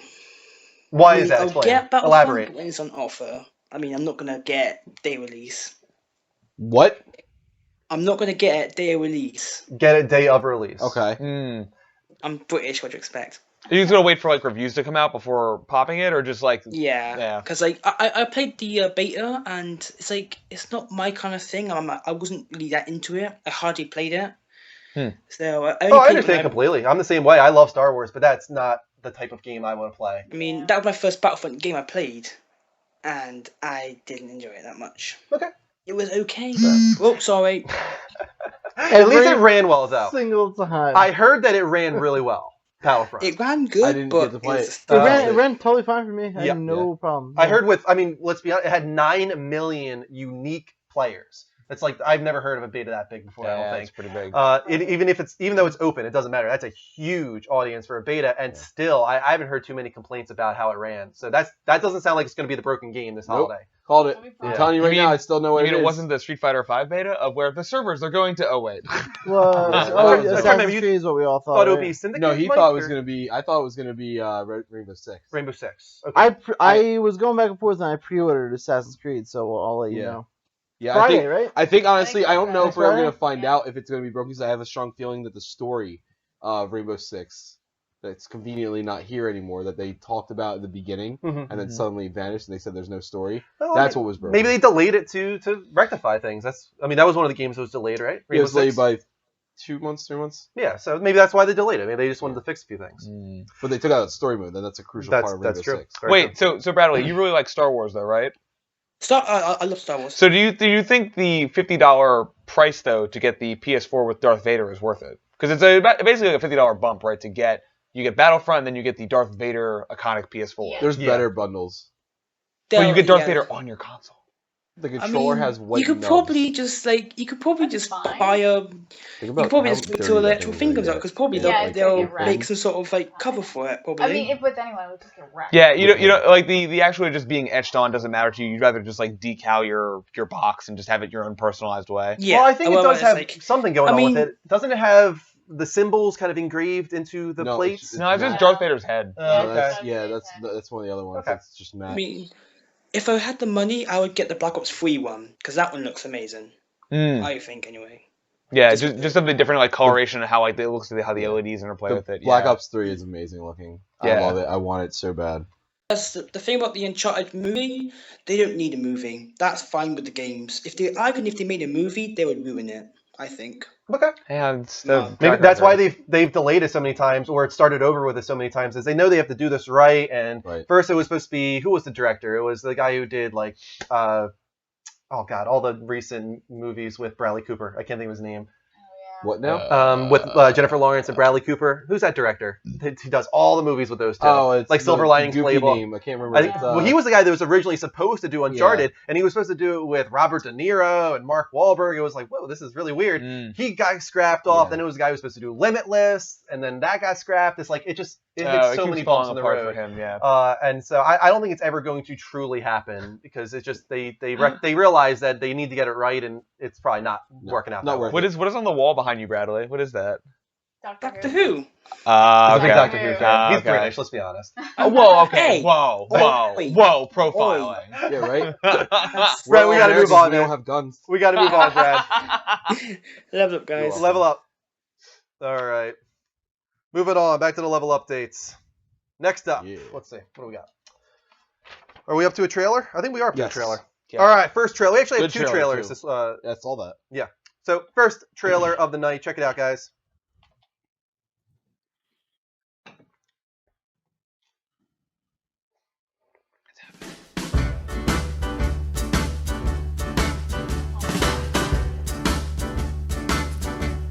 Oh, well, I'm the type of guy who will never settle down. Where pretty girls are, well, you know that I'm around. 'Cause I'm a wanderer, yeah, a wanderer.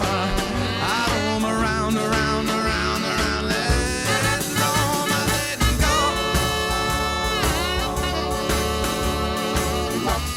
Oh, yeah, I'm the type of guy that likes to roam around. I'm never in one place. I roam from town to town, 'cause I'm a wanderer.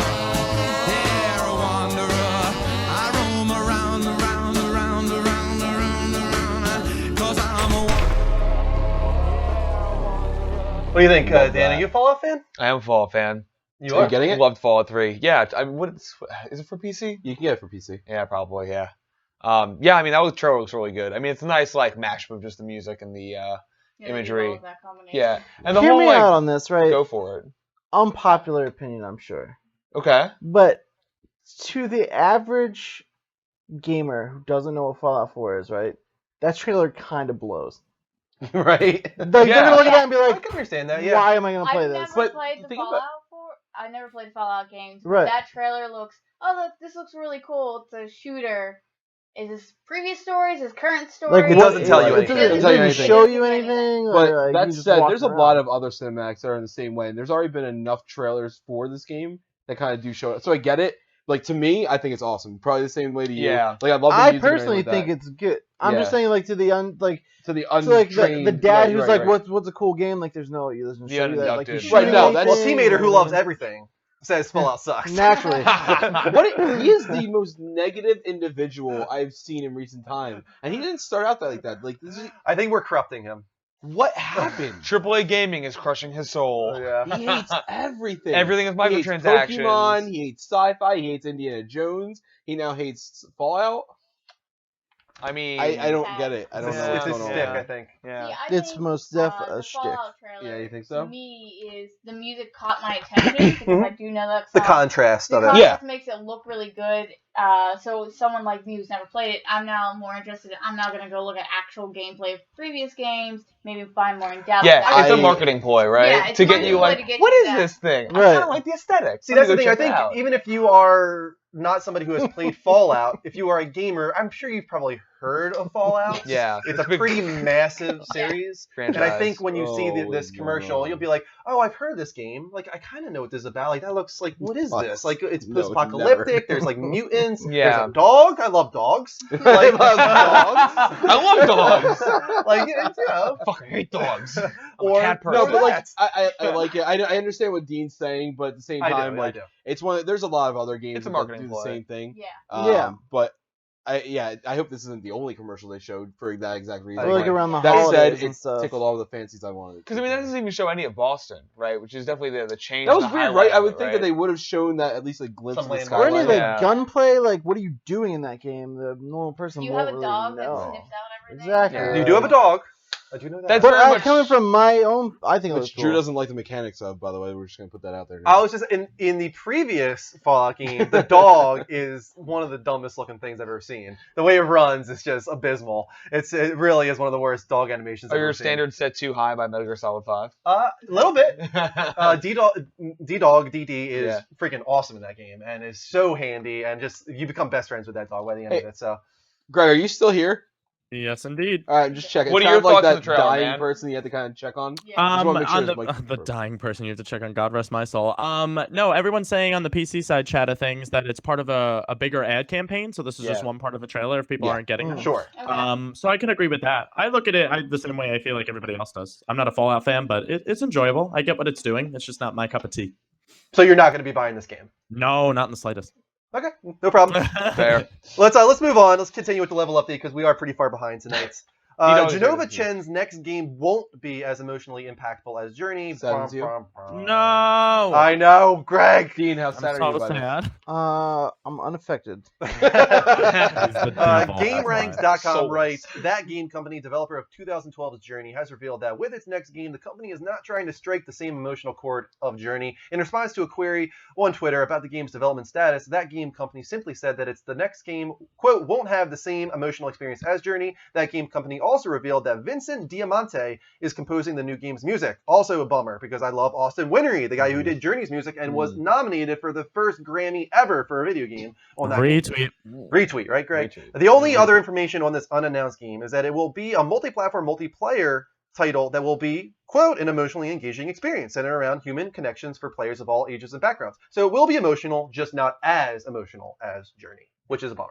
Yeah. Because that was my main drive on Journey. That's such a weird thing to try to quantify in a release statement. Like, Right? yeah, like I don't know, like our game, you're gonna enjoy it, but it's not gonna hit you with the same chords that this Well, other game we we've made got is. about Well, 33 it's emotionals in this game. like, I don't know, just You only need these many fishes. I mean, Just- to their defense, all they were doing was answering a question that was posed on Twitter, yeah, okay. and they're Sure. saying no, it's not going to be as intense as our previous one. Probably just keeping that Right. bar a little Right, lower. and here's the thing: than you have people so might many companies expect. that are like, "This game's going to be better than our last one." And you play, you're like, "No, it's not." You You're a know, and liar. you might, Yeah. if you didn't set the bar so high, I might have come into it with open expectations. But now, because you're like, "It's better than what I played before," well, now I know what to expect. Wait, we shouldn't hype the shit out of everything and just I think that everything will be the holy grail of video games? I'm confused. I understand the confusion. Good point, Dan. Thanks. Duly noted. Mike, go ahead. Take the next story. Then. VG 24/7 embarrassingly mistakes Uncharted 2 for Uncharted 4. This is And embarrassing. what an entertainment piece of the week this was. Yeah. They said, "We'd like to apologize to Naughty Dog for a massive mistake we published last month.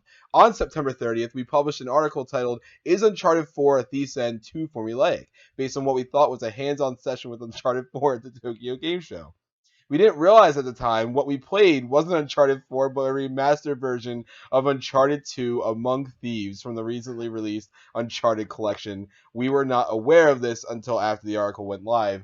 Are you fucking retarded? That's not the worst part. beautiful. Like, serious, I'm sorry, but like, that is, how dumb are... Here's the thing. I could understand if you were somebody who is not at all into this series. You're in Tokyo, a place that probably doesn't focus on Uncharted. Right. But the article, the guy is like a renowned Uncharted veteran, is what he says. Really? Right. Go ahead, read on. There's some like. Oh, I know. crazy I'm quote. just saying, like, as soon as Sony notified us of our mistake, we immediately unpublished the article as it was clearly based on one massive error on our part. It's cute to say that it's testament to the skill and beautiful artwork of the Naughty Dog team that we mistook a remastered PS3 game for Uncharted 4, but none of that changes the fact that we have massively misrepresented a game to our readers, fans of the Uncharted series, and the industry who reads VG 24/7. Funny excerpts from the original article. Wait, before I get into that, I'm playing Uncharted 2 Remastered. Mhm. It in no way looks anything close to what I'm expecting out of Uncharted 4 or even Uncharted 3 before it was remastered. Yep. So, just gonna put that out there, you moron. Jeez. Language. Mike clearly does not. I don't approve. Listen, if you're gonna tout yourself as being an authority on anything like that, I have no respect for people like Dean, that. did you listen to any Kind of Funny this week or Gamescast or anything like that? Mhm. Did you listen to the one where Colin talked about this story? No, I'm not. That Okay, because far I like the caught up yet. contrast between Colin and Mike right now. Colin's like, you know what? We all make mistakes. Right. And, like, I've been there. Not Mike, this guy is a moron! The worst ever! This is a huge oversight, It is, though. I will Yeah, It's not it like is. I wrote Uncharted 4 over an Uncharted 2 article or something like that. It was I played Uncharted 2, and I'm supposed to be a huge fan of the game, and I thought it was Uncharted 4. Mhm. That's pretty silly. But anyway, his original quotes from the article he published said, "Where the first Uncharted games felt like they were blowing the bar sky high, this one just felt like more of the same." It is! I wonder why. I can't imagine why it would be the Wait. same. Why would this feel the same? No guidance is offered on where you're supposed to go next, but the Uncharted veteran in me immediately shimmied a signpost and leapt through a hole in the wall nearby. Oh my, dude, do you see What's so why crazy now, though? is Dean, when you hear that part, he's like, I was, shimmying across a signpost. Does your mind immediately go to the scene from Uncharted 2? Yeah. Because mine does. Yeah. Like, I know exactly what he's talking about. yeah, That's Nepal, absolutely. where you're climbing the pole and you shimmy Mhm. across the sign, you jump over it. Like, I haven't played this game in freaking 6 years, and I Yeah. know that scene. That's I what love I'm that. getting That at. whole And- section and of the game sticks out in my That's head. what annoys me about this is you're supposed to be an authority. Like, not only are you a journalist and you should know to check your facts because check your goddamn facts, Yeah. but you're a veteran of I think Greg Uncharted. would offer a good Come on, contrast here, because Greg is our happy-go-lucky guy. Greg, what do you think about this? Everybody makes mistakes, as Yeah. Miley Cyrus / Hannah Montana once said. Oh, I literally just think that it was an honest mistake. Maybe he's new, maybe he was just trying to get a story out there. Some Or people are she, saying actually. in the chat rooms. Some people in the chat rooms are saying he was trying to do it to promote the sales, and he was an inside job for Naughty Dog. I don't think that's I it, like the though. conspiracy theory. That's nice. Yeah. Yeah, I so think I'm we gonna actually don't go- know if it's a guy or a girl. They've like pulled everything, and nobody actually knows who this person is, and they've been keeping it really secret because So this it's person must be mortified. It's obviously Neil Druckmann and Bruce Straley, right? Oh, of course, Mhm. conspiracy Okay, theory. that's Yeah. what I figured. That would be awesome. That would be very awesome. All right, well, on to I guess a less offensive story to that article writer. I'm up. Yeah, Dean, why don't you take this one? Valve survey shows lack of interest in virtual reality. This is perfect for me. Gamasutra writes, Valve published results today from its informal survey of just over 2,000 virtual reality enthusiasts that suggests VR developers should expect people to be experiencing VR in their bedrooms using a headset hooked up to PCs they currently own. Valve disseminated its survey chiefly through Steam's Steam VR forum, and thus the respondents likely skewed towards VR enthusiasts who use their PC as primary entertainment platforms. Still, the majority, what is this, negative 42%? About 42%. About 42% said they had no plans to upgrade their PC for VR experiences. Where they will be having those experiences, mostly in the bedroom, according to Valve's data. Roughly 42% of Ooh. Like how said their primary PC was in their bedroom, and most respondents, 69%, said they wouldn't be moving their PC to accommodate VR experiences. This kind of surprised. The bedroom? Like, why the bedroom? Where else would you start? The VR? I thought Well, that here's would the be in thing. your You need enclosed It's, room, right, right? it's all about right. No, but they're surveying the people on where they would start it, and these are you gotta remember these, and not to, but they're surveying true dedicated Valve, enthusiasts, people that love Valve, that use Steam platform. That are Where are you coming going with They're- this, Mike? They're more commonly known to be Basement dwellers? no Yeah, what are you going with? Where are you going with this, Mike? solitary.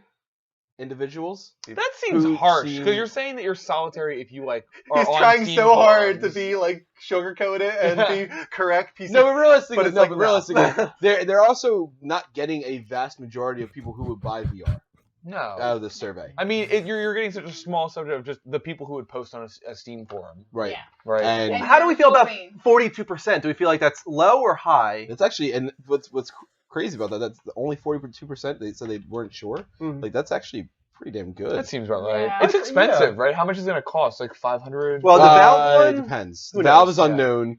The Oculus is going to be $4. probably. Oculus, Close yeah. to between $350 and $4 at the, around. In Sony's, we Oh, don't know yet. I think Sony's Valve's gonna is pushing even higher tech than Oculus. Is, Oh, well, though. that makes sense. So Valve, I guess maybe is assuming bedroom because you need the whole the sensors in the room, Yep. right? So you can Yeah. have the spatial tracking of your head.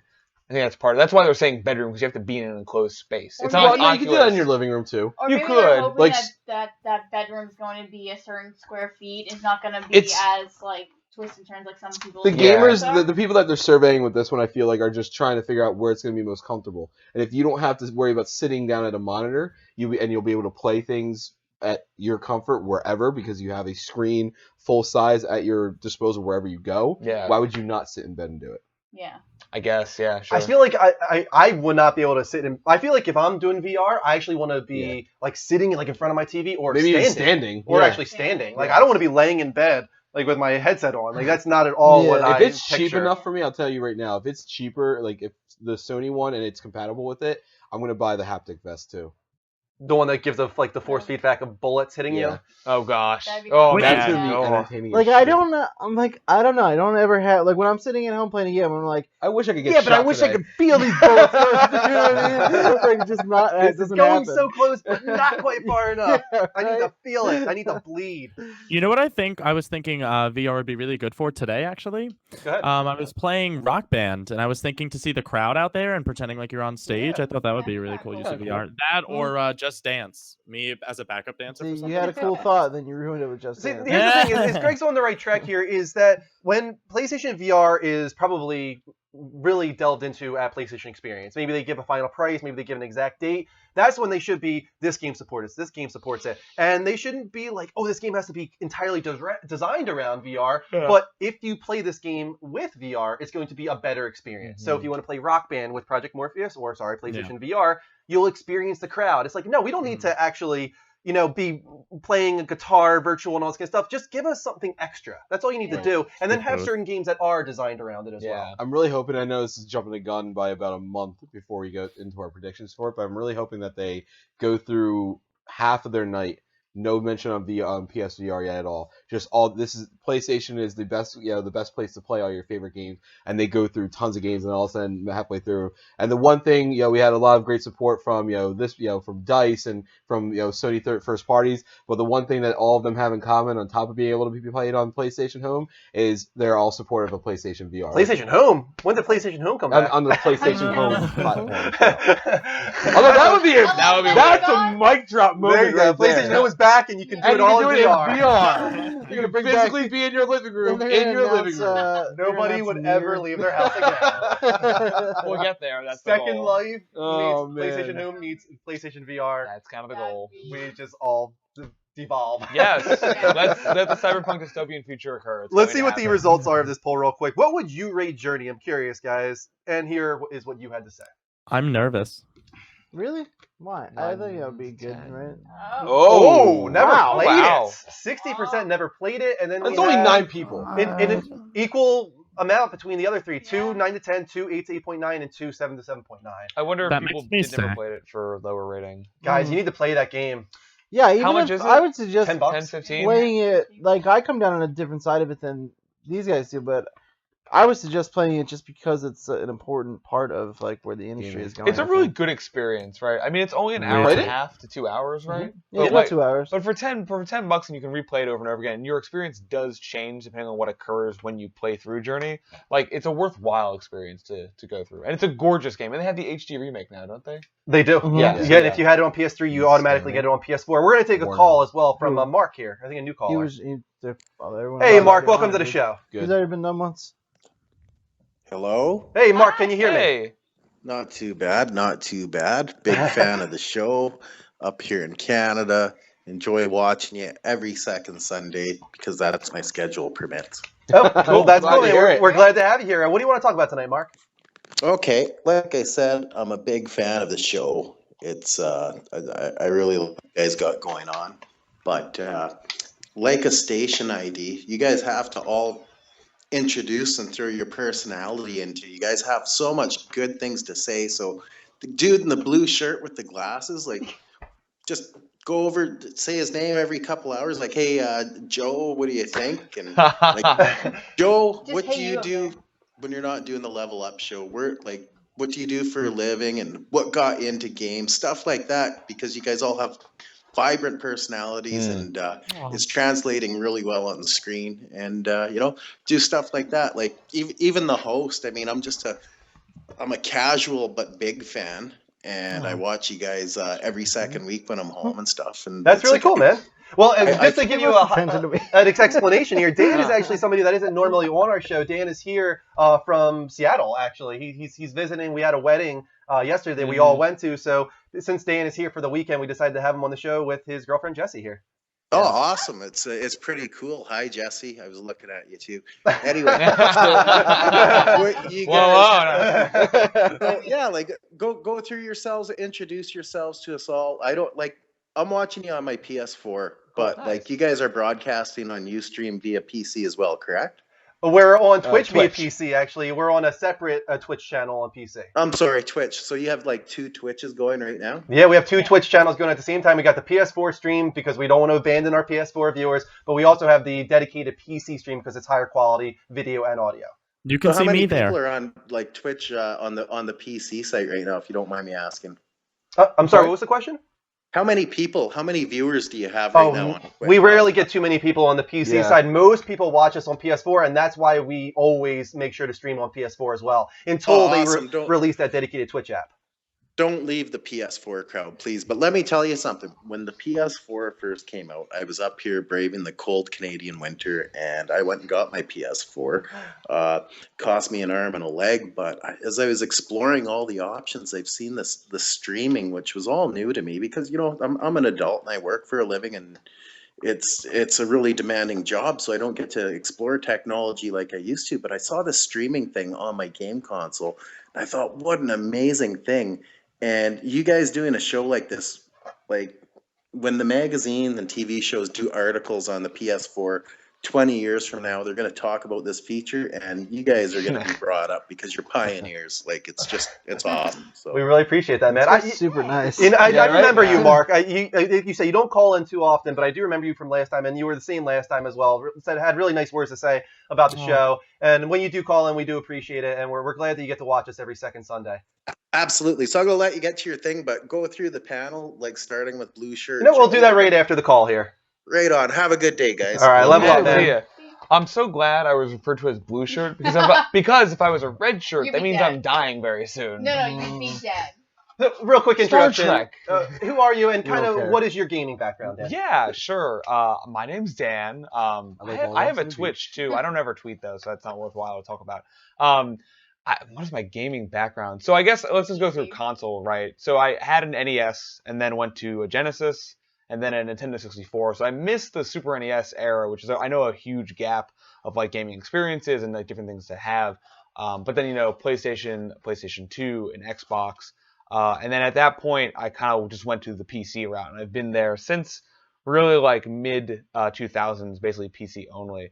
I mean, when it comes to styles of games, like I've played a huge variety. I mean, these days, like open world is the one genre I would say does not appeal to me, and that's mostly just because of like time demand. So like as you get older, kids, you have more things going on. You don't have as much time. So an 80-hour game like Metal Gear Solid 5 is like less appealing because I'm more. That is the only game I spent 80 hours on in a really Right. long time. It's like The Witcher 3. It sounds phenomenal. It looks phenomenal. And I've heard that the storytelling is also really good in that game. But it's like I can't pour 80, 60 hours into one game. I It's like want Dean's more, favorite decoration right now. Yeah, I want more of like a canned experience. So and like I'm very used to like JRPGs of the past of Final Fantasy 7, 8, 9, and then actually I'm starting to work on Final Fantasy 6. That's what I remember want that most about Dan experience. is our middle school lunch days where we talk about Final Fantasy 8 all the time. That's all we talk about. But like I'm gonna go and play back Final Fantasy 6 because I know it's a great story is. and I want to experience that. But yeah, I mean these days I'm doing a lot of 3DS and then just some PC. So yeah. Hearthstone, Here's a Storm. Let's go They're straight to good Jesse, things. actually, because most people know us, and we can kind of go over us Yeah, pretty we'll quick. gloss But Jesse, Yeah. what are you into? So I mostly do handhelds. I love PlayStation. That is my go-to for anything. Cough, Dan. And Yeah. Vita. Vita's the only no, console. PS4. Vita! We got a Vita! Vita needs its people. Just let it be. I'm one of those people that will. So I bought the original PSP when it came out 2 months after. I bought the PSP Go even knowing it was gonna suck. Even knowing that no game was gonna be compatible for it. I bought it. I also bought the PlayStation Phone, which was modeled on the PlayStation Go. We got a diehard here. And that was a good phone too. Let's just put that out there. It was a lot of people don't beautiful. realize It it's a had great phone. joystick. It was beautiful. And then I broke it. Don't do that. I played it too much. Don't do that, kids. I also have now I own a PSP hat that I found at a game shop. What's a PSP hat? It's a hat. Oh, One hat. of the old logos of the original Oh, PSP. so yes, just Put it in your head. really cold driving weather. it in that Yeah, this is like, a this portable is- PlayStation. Baseball Like, game. This is a, Cuts out the sunlight. Yeah, everything. But until I get the Vita, I currently use my 3DS a lot, which I love, but it is now starting to fight me because the Street Pass is not working properly. But it started dying. yeah. It's like an original one though, right? No, this is probably 3rd gen. It came out with one of the bundles for Christmas with Luigi's Dark Put a Mansion. lot of You guys miles can't really on see it, but this has It's- wear yeah, on it. right, I was gonna Like, say, that's why I thought it was original. This is actually a case to make sure I don't break it. How many cases have you gone through? Jeez. Maybe a few. Let's go to Greg as well, real quick. Yeah. Just because Greg, you're on our show a lot, obviously, but there might be some people that don't know you because you aren't on this show often. So tell us about your your gaming background, what you're into. I played everything under the red sun. Awesome, My Greg. first Nice to meet you. console- My first console that I bought with my very own money from mowing the lawns was a GameCube. I played for the first time and fell in love with video games after I played Resident Evil 0, my favorite of the Resident Evil series. And ever since then, I've fallen in love with video games in general, more so the industry now. I like following it, seeing all the drama because I'm a drama lover, ladies and gentlemen. And yeah, it's kind of the same thing like Dan said. Now that I'm getting older, I'm still only 21, but as you get older, you just realize between work and relationships and school and life, those Greg, you're sold. Yeah. Man, you're only 21. I hate you, dude. the life of a bartender can be very demanding. Greg's I'll an say old that 21. Yeah. I'm a very old soul, but yeah. So those smaller experiences are what I look for in games. I'm very much a story-driven gamer. I love a good story over multiplayer shooters and stuff like that. If I can sit down and cry at a game, we all know that's my favorite thing to do. My favorite thing to do is cry. So if you get me to cry, you know you love me, and I love you equally. Right? Like, I understand what he's saying. I agree completely. I need a story that really drags Yeah, me that's in. if you enjoy it, that's one thing. But to be like, I love listen, crying. my favorite thing to do is cry. is to sit down. Yo, and cry. yo. In the same vein, other side, PT. I love being terrified by PT. Yes. Yeah, but that's me too. different. That's a thrill. Right. That's like Crying is sad. You wants love the to be tragedy. sad. I want No, but I emotional get the- connection. And Yeah, that I can either agree. be thrills or it could be Happiness. sadness. 30%. Greg, you should give happiness a shot, dude. It's just as good.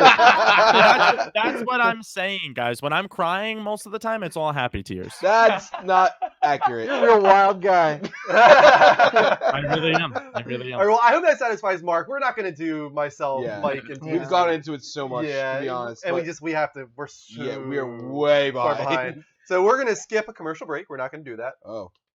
Yep. We're Tasted? gonna we're not- skipping it. all We right. do not have time. Yeah. Let's just move straight back to the level update here. Friday the 13th multiplayer game has been kickstarted. IGN's Eric Goldman writes, mass murderer Jason Voorhees is back and headed to PS4, Xbox One, and PC in a brand new Friday the 13th game. Earlier today, Gun Media revealed that their previously announced multiplayer horror game Slasher Volume 1, The Summer Camp, will be reborn as a licensed Friday the 13th product, scheduled for release in fall 2016. Gun unveiled a Kickstarter campaign today to help fund the completion of their new project. Executive producer Randy Greenbeck says, quote, "At the core, it's Jason. One player takes on the role of Jason, who is hunting counselors, and up to 7 people take on the role of counselors who are trying to escape and survive the night through a variety of ways. We have a lot of cool dynamic gameplay elements. The core as a counselor is to find a weapon and defend yourself, stick together and do some teamwork, utilize traps, call for police if you can find the phone box, or fix vehicles so you can escape. There's a lot of things you can do, and we don't force any of them on you. It's like you're in a movie now. Make your own decisions. Likewise, Jason has a lot of cool abilities that help him hunt down the counselors. Right when the game starts, shit hits the fan, and it's up to you to figure out what you're going to do." Greg had a little bit more information on this than we did. I have a lot of information, but I wasn't going to go into all of it. But No, Greg, well, go I ahead, mean, elaborate. I am so excited for this game. Essentially, what they're telling people is that there's going to be a team of 7, and there's going to be one person that plays as Jason. So the one person playing as Jason gets to set up traps, gets to basically set up the camp the way they want to. And then the 7 other players that are playing as, say, the jock, for example, he might be able to go head to toe with Jason and stun him for a bit. Whereas if you play as the hot female, maybe the cheerleader of the group, she's able to hide in a smaller cabinet and avoid Jason as he comes through the cabin. Same thing with like the nerd of the group. He might be able to start a vehicle and hotwire a vehicle in order to get away from the camp, whereas the brute jock won't be able to start the car. He'll end up crashing into a tree because everybody has different attributes. So I'm kind of excited for this game. I'm stoked to see. I feel like coming off of the recent success of Until Dawn, kind of this dark horse, I feel like this is why you're seeing something like this get some attention, is people love to watch people play these kind of games. It's really fun. Yeah, 100%. Especially when there's that much choice involved. It's like a Heavy Rain or something to that extent. This one seems to be more multiplayer focused, which is Right, something but that I immediately think of Evolve. Right, well, Really? that's actually what I was going to bring up. A monster, That's exactly the thing I was going to bring up. Is that's my fear. It's like 4v1, It's but gonna be too 7v1. much like It's going to be too much. Like my fear of it. It's a great concept, but if it is mostly multiplayer focused, look at how Evolve did, and it had a ton of hype. Yeah, is anyone beforehand. talking about Evolve? Not anymore. No, it one, was right? done within like a week. That game That was died. pre-order Yeah. hell, and then we're done. Yeah, and I mean it sold okay, and then it just nothing. Yeah. And most people don't even end up playing it anymore, and that's what I'm fearing with a game like this. The concept is cool, but just like I said to you before, unless there's a real need for me to play it, like I don't have any desire. So it's cool that each counselor has an ability, and then Jason had. But at the end of the day, is it going to linger? I think that even if it doesn't, it's got a lot more like cachet going for it just because of the property attached to it. Oh, I agree with Right. that, and it'll sell decently, I think. This is a Kickstarter game? Yes, How Kickstarter. much money do they get? I don't know. Greg, do you know what Sure the you amount do. was? No, it was originally a Kickstarted game, but then they switched it over. They got picked up by what's his face. Okay, so it's It's no by longer publisher. relying on the Kickstarter When it money? was, I forget the original name of the game. Yeah, I had The it here. It Slasher is something? it's something Summer Camp, something Volume the 1 Summer Camp Oh, yeah, Volume the Slasher or licensing. something. nonsense. $438,000. $438. Correct. And they were That's only really low. that was only in what 4 days. Yeah. 26 4 days ago, days. they have over That's 6,000, real low. almost though. For a 7,000 multiplayer backers. game of quality, that seems like nothing. Well, maybe they have a lot more money Right. backing now from From the whoever publisher, they're yeah. publishing with. Exactly, and I can agree Is with the Adam Friday the Sessler, 13th like, name. working It's on going this to be game? better. Adam Adam Sessler Sessler's was like- pushing it really hard. Oh, is it? Okay. Yeah. He was the one who kind of announced it in a way. So does Yeah. it matter? So the question would be, do you have to play with all 7? If you don't have the jock, let's say, is there a disadvantage? I bet you I can would pick. I think now. that's the point, right? Like Yeah. you as Yeah. people die off, it's harder and harder for you to escape Jason because you're Right. losing Yeah, skills and abilities. When they released everything, they originally did say, they said you can play one-on-one. One person could be Jason, one guy could be the cheerleader, let's say, for example. But having the 7 people, you could totally do your own thing and run off. But the idea and what they want, the goal for people is to all work together so that while they have the nerd hot wiring the car, the jock is stunning Jason while the cheerleader's hiding, trying to find weapons in the cabin, etc., etc. It's a great concept. It's just, can it It live worked, yeah. longer Yeah. than a week? Like, will I get bored with all of the different paths that can happen, all Yeah. the different ideas and concepts there? Will it all play out in a span of a week? Or is it going to be something where it's like, wow, there's just so many different ways this can go, and it keeps you interested, right? That's what it Yeah. has to be. It has to really be dynamic. If I it's mean, gonna go. it's for kind of sure. like what is it, like the Juggernaut type of deathmatch in like Halo or in Call of Duty, where like one person's really powerful and has a lot of HP while everyone else is scrambling against them. Mhm. But instead of it just being like a 4v4 and one person's There- Juggernaut, it's like 1v7. There's a lot of benefits in pluses to it. My fear is just like Drew, backed up. It's the longevity of it. Yeah. Will people keep going back to it? Yeah. And we've seen with the most recent multiplayer-centric games, not just Evolve, but even Titanfall, which was, my God, was there hype for that game? Yeah, that game. And that no was one's talking about it. Nobody's talking about it anymore. It died. So does that say that single player is something that's needed, even if a lot of people don't spend a lot of time with single player? It's almost like people buy it for the single player, even if they don't play it. There could be a lot of studies into that I would be very interested in. I'm curious what kind of people we have now. We have so many people focused on COD and playing multiplayer, but does the single player factor at all into their purchasing decision or into the longevity of the game for them? It's an interesting thing. Before we move on to Mike's story here, thank you to Shocks 2016, The Dead Guy, Sergeant Snowman, +1 Super Boots, MJ23 Fan, If You Were Bacon, Clovis Wolf, Red Wings, Daniel Inho, and we're caught up. Thank you for all the follows, guys. Keep them coming. Hit that heart button live from PlayStation, bottom left-hand corner of the screen. If you do want to follow us, your name will pop up on the TV, and we will shout you out. We're also on Twitter. We're on YouTube. We're on levelupshow.spreadshirt.com, and we're trying to raise money for sick children throughout the United States using Extra Life at extralife.org/participant/levelupnetwork. Click support me. True. Take a drink, number one. Number two, while he's taking a drink, everybody that I'm recommending to the PC side of the stream is coming over here and saying that you're doing an amazing job. All the hard work is very much appreciated. Oh, thank you so much. I appreciate it. If you guys want to check that out, that's twitch.tv and that's /the-level-up network. Make sure you pop out the chat from the Level Up Show so you can stay active in there, though. Or have both up. We have a good chat going on the PC tonight as well. Oh, very cool. That's awesome, man. Thank you for spearheading that, Greg. Go ahead, Mike. Always. Destiny microtransactions cause fear and outrage amongst fans. That was my title, by the way. I didn't feel that. Good title. I feel that rage. And a little bit of fear. I don't have it as much. Kotaku's written this week, Destiny God's very own microtransaction store where you can buy emotes and dance moves ranging from $2 to $5 a pop. Although these emotes are solely cosmetic, and while the idea of Destiny getting sort of microtransactions raised some eyebrows, it was also hard to find a PvP match last night without people doing the Carlton. But not long after the store launched, players discovered an odd message in the return section of the interface. Consumable items are non-returnable. The implication, of course, is that soon the Eververse. Effervescent. The Eververse. Trading company will expand beyond funny gestures and into more practical consumable items that affect gameplay, perhaps. Then, word came out that intrepid Destiny database miners had discovered consumable buffs that aren't in the game yet, stuff that boosts raid drops, levels up subclasses, etc. And suddenly, the world was on fire with commenters throwing around gems like Slippery Slope and Pay to Win, and LOL, you still play Destiny. It's so true. You said Slippery Slope first so thing many he times. First thing he said to me before anything else. I get paid every time people say that. Is this a Kotaku story? Yeah. It's so obvious this is a Kotaku story. 100%. They're so... I love Their style of writing is so obvious. Yeah. Such a slippery damn slope, dude. Destiny creative lead Luke Smith was quick to shoot down part of what had become a substantial rumor, explaining that those raid drop buffs were cut from the game and will never be sold for real money. Here's what I have to say about this. It's a lot of fear-mongering on Kotaku's part. They're very good at fear-mongering. Good job on that. Good job, Kotaku. guys. No, I know more about this than a lot of people were leading on, and more than Kotaku like to admit to. No, there's nothing planned for pay to win or things that are going to change the way that you actually play the game. As of right this moment, and for any plans for the anytime future and in the works, it will only be cosmetic. There will be more stuff coming, and here's my take on it. The microtransactions are coming to you as an option because people went.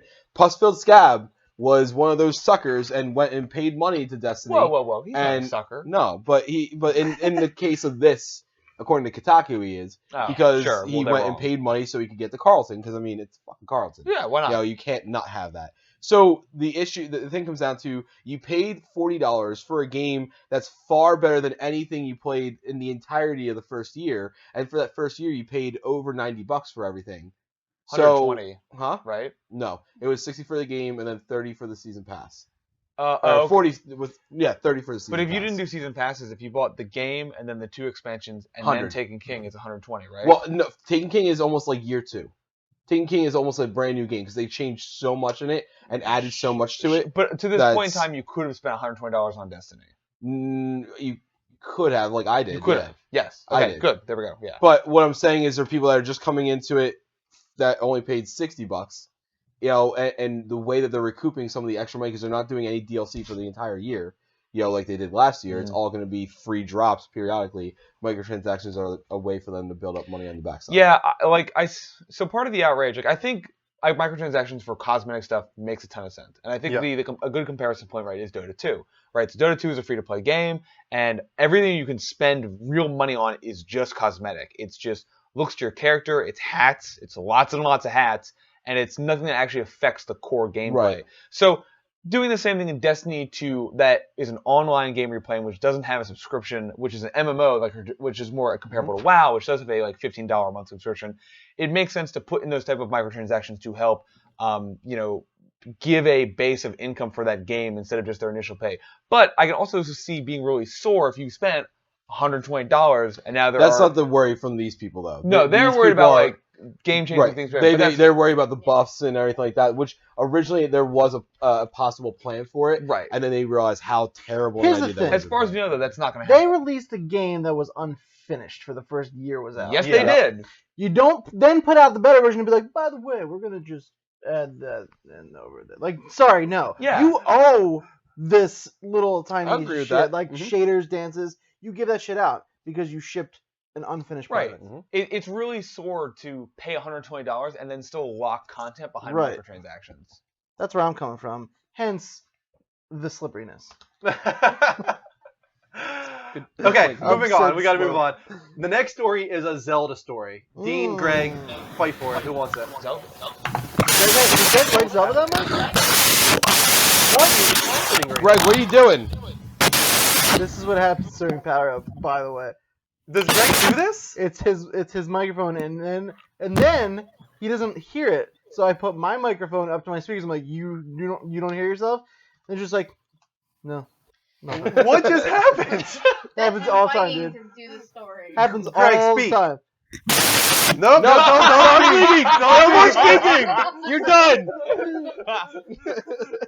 All right, I'm going to cancel my call with Greg, and I'm going to call you back, Greg, because something has gone wrong I think- severely. I Wow. think he's became evil and is going to try to come to the theater.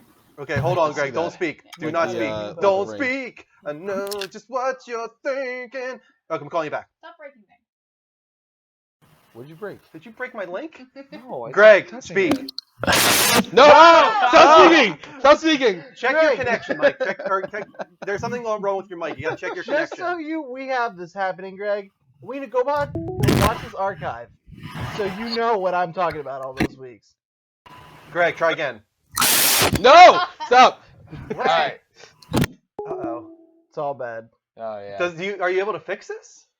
It just stops eventually. I love that you have Amiibo, but you don't have a Wii Why U. is Greg just not Oh, you do unplug have a his Wii U, don't you? microphone and then plug it I back in? think that's what he does, but I'm not sure what. Calling him fixes it again. Exactly. Welcome back, Gregory.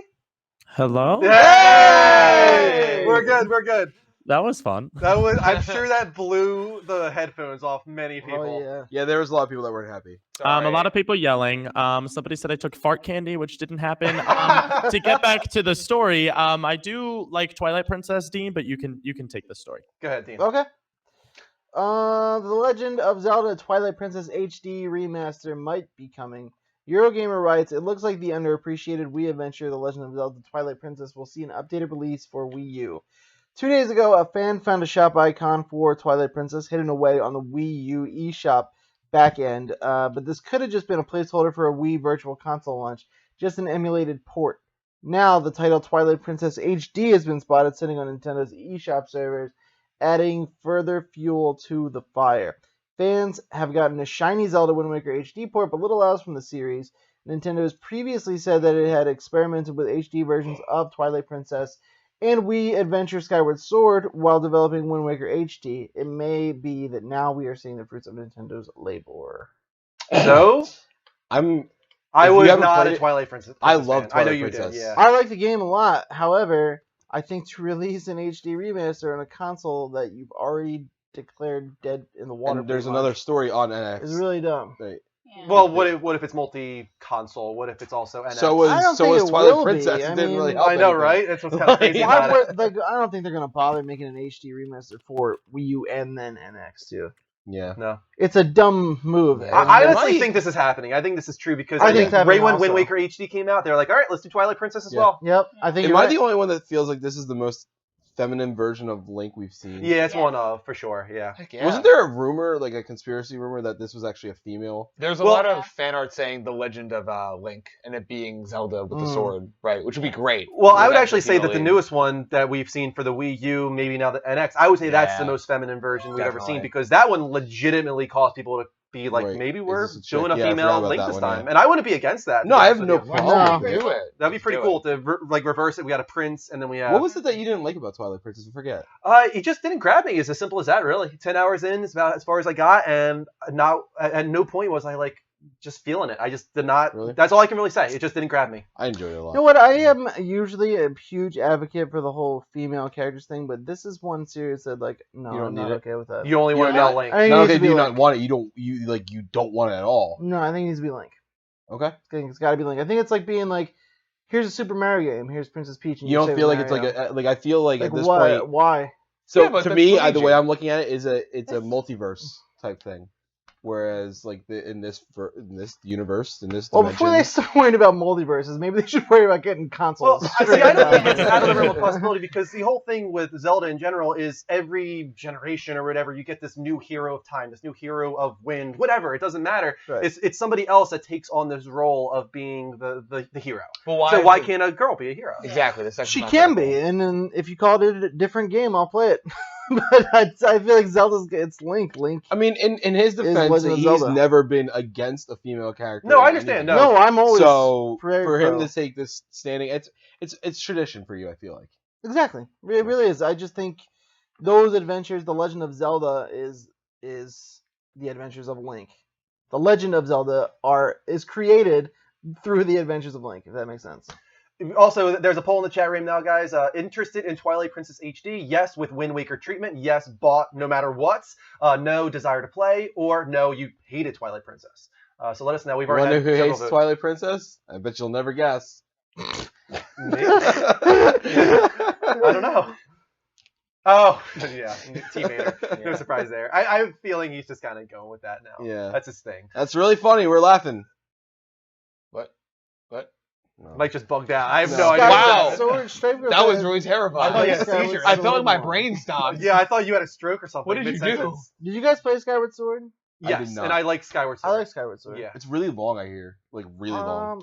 It's pretty long. I would say not it doesn't bad. reach Wind Waker for me, but No, Wind but I Waker liked is it. maybe my favorite. Was It's one of- right up there with Ocarina of Time for me. One of 2 Wii games that I kept after I sold my Wii. All right, let's go to the poll results here, and then we'll go to another trailer of the week. Results. Poll results. Check it out, guys. So, are you interested in The Legend of Zelda: Twilight Princess HD? No desire to play it. We had a That's few a little people saying sad. yes with the Wind Waker treatment, and we had 9% say that they hated Twilight Princess. That was probably Team Hater. Which is one. Yeah. How many people? 1. Yes, so that was Team Hater. It's really just a stopgap, right? Because it's Nintendo going, we don't want to spend development cycles to make new content for a console that we're going to replace. So we're just going to HD remap to make a stopgap in the profit bleeding that is the Wii U and before the NX I mean, happens. yeah, any remasters are just money grabs. Yeah, which is fine. It's not a Like, problem, unless the but- fans are calling for it and petitioning for it, there's no need for it. Yeah. Simple as that. And moving on, the second trailer of the Ooh. week. Check it out, guys. This one's really cool. Well, to some people, not to Mike.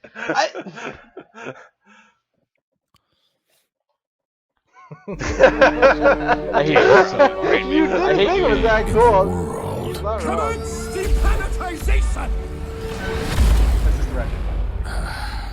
In another world, our galaxy is in a state of crisis. Captain Quark? The Galactic Rangers are looking for a new recruit. A man with a dream. Actually, I'm a Lombax. Fine, a Lombax with a dream.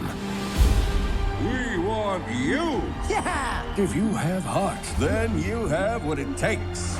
You don't have what it takes. Wait, Next! We'll discover a beautiful friendship. Maybe not beautiful, but definitely attractive. Like a 7. My name's Ratchet. I'll just call you Clank. Now, on the dark side of the universe. In 2 days' time, the Galactic Rangers will be destroyed? Stanley, are you texting? Mommy. Dialing mother. Hello? An unstoppable evil. My brilliant creation! Most of the time. See, I didn't know Dr. Nefarious was in this, so I'm really happy about that. I mean, Give same them here, the dude. chance An attack is coming. I must warn the Rangers. I can totally help. to be heroes. No legends. Wait, even better. Does anyone else feel like we should have shot something by now? Thank you. This April, Destroy them all. when a galactic force threatens the world, I'm going in. test your gear. That was awesome! Find your courage Meet the Sheepinator. Uh-oh. and kick Boom, baby! some asteroid.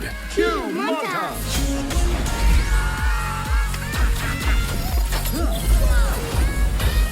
Ratchet and Clank. It is curious that the sudden cessation of velocity did not cause either of you to... Oh, dear. Don't worry, Cadet. It happens to the best of... Oh, that was terrible. Make it stop! No, I understand your point. It's a children's movie. Right. Well, that's funny that you say that because for the record, because everybody was like, Mike, you're the worst because you That was guys me. suck. I never said I didn't like it. I never said I didn't even want, not that I didn't want to see it. I said it was a little underwhelming for what You I haven't was even say expecting. little underwhelming. Your first comment, right when I played it well, was like, well, that was really underwhelming, or something like that. Right. Or, It well, that was There's really a disappointing. lot of ellipses in there. Lots of dot. It's like, Yeah, well, that's just how I talk. Ratchet. Here's the thing. This trailer was designed to play in front of Goosebumps, for one. So, and here's my issue with that. Is it's definitely geared more towards kids. Yes, the clearly. problem is it's in the middle and it's in that really unbalanced middle, and I honestly don't feel like it's going to do that well. I think people like you and I and Dean and Greg, we're going to go see it, and we may enjoy it, but it's not going to sell as well to people like us because they're going to other people that aren't as diehard about it, they might very well like Ratchet and Clank. They're going to be like, all right, it looks okay. Maybe I'll see it. And then eventually they'll never see it. Mhm. And then kids are not going to be grabbed by the trailer. It wasn't kiddie enough for kids, and it wasn't See, I disagree with that. catering enough. I'm going to tell I you think right the now, reason it was designed this for way a is because guy the with a only way this movie 5-year-old succeeds is if children see it, and that's why I feel like it was that type of trailer. I felt like it was a good trailer for in front of Goosebumps. I thought it was to pretty get- kid friendly. yeah, it was very it's kid-friendly very trailer. kid friendly, but it didn't hit. I'll tell you right now, there are things that it has to hit in order to grab kids' attention. It And had a didn't. little character saying, "That was awesome." That Yeah. is the go-to. Like, You're right. My bad. That I- is seriously. Think of any I children's mean- movie trailer. It has a little character that says, No, you're "That right on was that. No, Awesome." no, you're I'm right gonna, on that. like, It's just I'm gonna go on Mike's side because Uh-huh. I watch a lot of kid trailers and stuff because I like a lot of kids movies. They're I do too. adorable. I think that would only entertain that trailer would only entertain a kid for a little bit. There Yeah. wasn't enough in that trailer to really grab them. Like it was Mm. colorful. You had your one quirk, but I don't think there was enough like another quirk scene or something to really like. Oh yeah, this is great. I think that was an okay trailer. So here's my question, because I really don't have an opinion. I'll ask it to Greg since he's on the phone. Do you think the tone of that trailer matches the games? Does that seem like they're reflecting the tone I properly? think pretty much. Yeah, pretty much. Does it What have do you that think, type Greg? of humor, or do you think they're going with too much of a pop reference shtick? Uh-oh. Oh gosh, Can we not Gregory- do that? Oh, We is it- can't. are we Oh, asking- there he you're is. There he back. is. We're back. You're back. Are we asking this towards me? I didn't know you were Yes. asking. This me is asked specifically. towards you. I've never played any of the Ratchet and Clank games. Oh, Looking you're at the like me. trailer itself, the one thing Really? that I gets didn't me know in that the about trailer, you. the one thing that gets me in the trailer is Greg. Wait, what yeah. is wrong with you? You've never played a Ratchet and Clank, Greg? I Hey, did whoa! not I've know never that. either. not one of them. One I of played. those. Oh, Greg is okay. like the Yeah, PlayStation but- guy. He's like Greg's all diehard PlayStation. Like, Yeah, I never got a chance to do Ratchet and Clank. I got. why was that Sly Cooper, I not got your Jack trophy and war Daxter. game? I Greg, don't know, here's what you but do. Get Okay. the Ratchet and Clank HD Remaster Trilogy and just play it Crack in Time. Yeah, play I might Crack do Time, dude. I played the demo for that. It didn't seem like my cup of tea. Play Ocarina of Time, I will say I'm gonna see this movie. I'm gonna buy the remaster game when that comes out in June after the movie releases. Wait a minute. One part of the trailer that gets me is you don't get to play the remastered game unless you play Ocarina of Time. Rules. That's like false. not watching any of the Marvel movies. Be like, yeah, I'm gonna go see Avengers. You don't put the fucking time in. Yeah, you could do that. No, you don't get to go do it. No, you don't get to go for the grand Dean, culmination. False. yeah, Because I'm gonna I say told that's you false. immediately all you had to do was play Kingdom Hearts 1 and 2, and you're not going to play all the side stories. So that's false. That's, Also- that's not the same, though. Greg, That's exactly the same. No, No, no, it's it's completely not. different. Greg, I've never played any of the side stories, and I like Kingdom Hearts That would way be bigger like than me a lot playing of Kingdom people. Hearts To be honest with you, 3 I without gotta- playing Birth 1 by and 2. Sleep I've is the decided with best Greg here Kingdom on this Hearts one. game. I Birth mean, by the Sleep is Ratchet the and best Clank Kingdom Hearts game that's story. coming out next year, that is a remake of the first It's, Kingdom. no. Thank you. I'm It's a not saying- reimagining / remake. Right. I'm not Thank you, saying I'm not saying you need to for the story. I'm saying you need to because A Crack in Time is kind of like a masterpiece. So you need to go play it. Why would I'm you just saying, give I feel him like the he could option play to a Crack in Time afterwards because this game coming He's out not next year is gonna. going to introduce them to the If story I and the could, origin. I would skip to Uncharted 2, Mhm. but I didn't. I played Uncharted 1 just for the story. No, Exactly that why is you should play Ratchet and Clank next He year can because pick it's the up first on- game. He can pick up on all that shit Well, right it would there. make more sense for him to get the origin It's story of not- the character. it's You not- got your it's guys' not argument because of makes the no story, sense though. currently. Greg, you are you are the argument here. We're fighting over you. I'm not No, saying I it's get- because of the story. I'm saying it's because of the game all around, the gameplay, everything. Like the mechanics. It's just it's like a 9.5 to a 10. It's an amazing game. Yeah, And it for is. someone who's so PlayStation oriented, to skip that and then to go to the remaster game, I think is just crazy, dude. Well, why? How about this? I mean, the fair thing would be to say, like, wait for the review of the remaster to come out to see if they hit that same feel and mechanics of the game. If it would be a fair thing to just play, because if they mess up the timing and the platforming of how those games work, I mean, in all honesty, like, Ratchet then and you Clank ruin the experience. has right? never really changed. It's No. always kind of had the same It's, feel. it's advanced, Yeah. but it's always felt the exact same way it did. for Which is the something original. nice about It's it. like I've heard a lot about that about the Gears remake, of how the feel to it, like, it just feels dated, right? Like, you know, like Yes. if you play the original Gears, you play the Gears HD remake, like I didn't play the remake. it's like these mechanics that existed. It doesn't feel as polished as it did in the first release. Like, there's some wonkiness Rick or to somebody. the remake. Rick played The it. remaster. I just would like to point out really quickly that a bunch of people have not played Ratchet and Clank, and they also said that they've played other series, and they don't think I should play Ratchet and Clank. I mean, I understand that a lot of people haven't played Ratchet and Clank. I'm just very surprised that you haven't. But on this network, it's A required. lot of people jump off bridges too, Greg. A lot of people do heroin too. Whoa. Is That's someone a saying little that Knack extreme. is A lot of better people than were Ratchet and Clank? Nazis. Right? Oh my god. Whoa! Just saying. Whoa! Also, Hey, Bradley. the Kingdom Hearts thing's not the same. That would be like if I played Kingdom Hearts 3 and not 1 and 2. The side stories, Right. 3.6 point pi point fucking beta max. They don't count, dude. Nobody cares about that. No. That's so a false true, it really is. statement. We I got will a lot more disagree with you. follows. Thank you to Nick Air Jones. We got Max Maddist, Machine Killer, D Nice, Lord John D Nice. Snowballs. D Nice, yeah. Lord John Snowballs, Shock Z 2016, The Dead Guy, and we're caught up. Keep those follows coming, guys. Hit that heart button live from PlayStation, bottom Hit it. left-hand corner of the screen. Do this. This is what I do with Greg. Tap that heart button in bottom left-hand corner. We will shout you out, of course. I wish you were here, Greg, so we could do our heart together. I I'm know, sorry. I'm doing it. Greg, I'm hearting you. Do it. We're all I hope hearting you each will. other right now. All right, what's up next? Let's go back. Once again, we got to skip Skype calls because we're just so far behind. Moving on to the next part of the level update. Yeah. Metal Gear Solid story. Oh, no, sorry. One spot. You skipped. Did I skip? Let me go back then. Because You is skipped this a lot. here? Rewind. Yeah, we're good now. Okay, Rewind. this is it.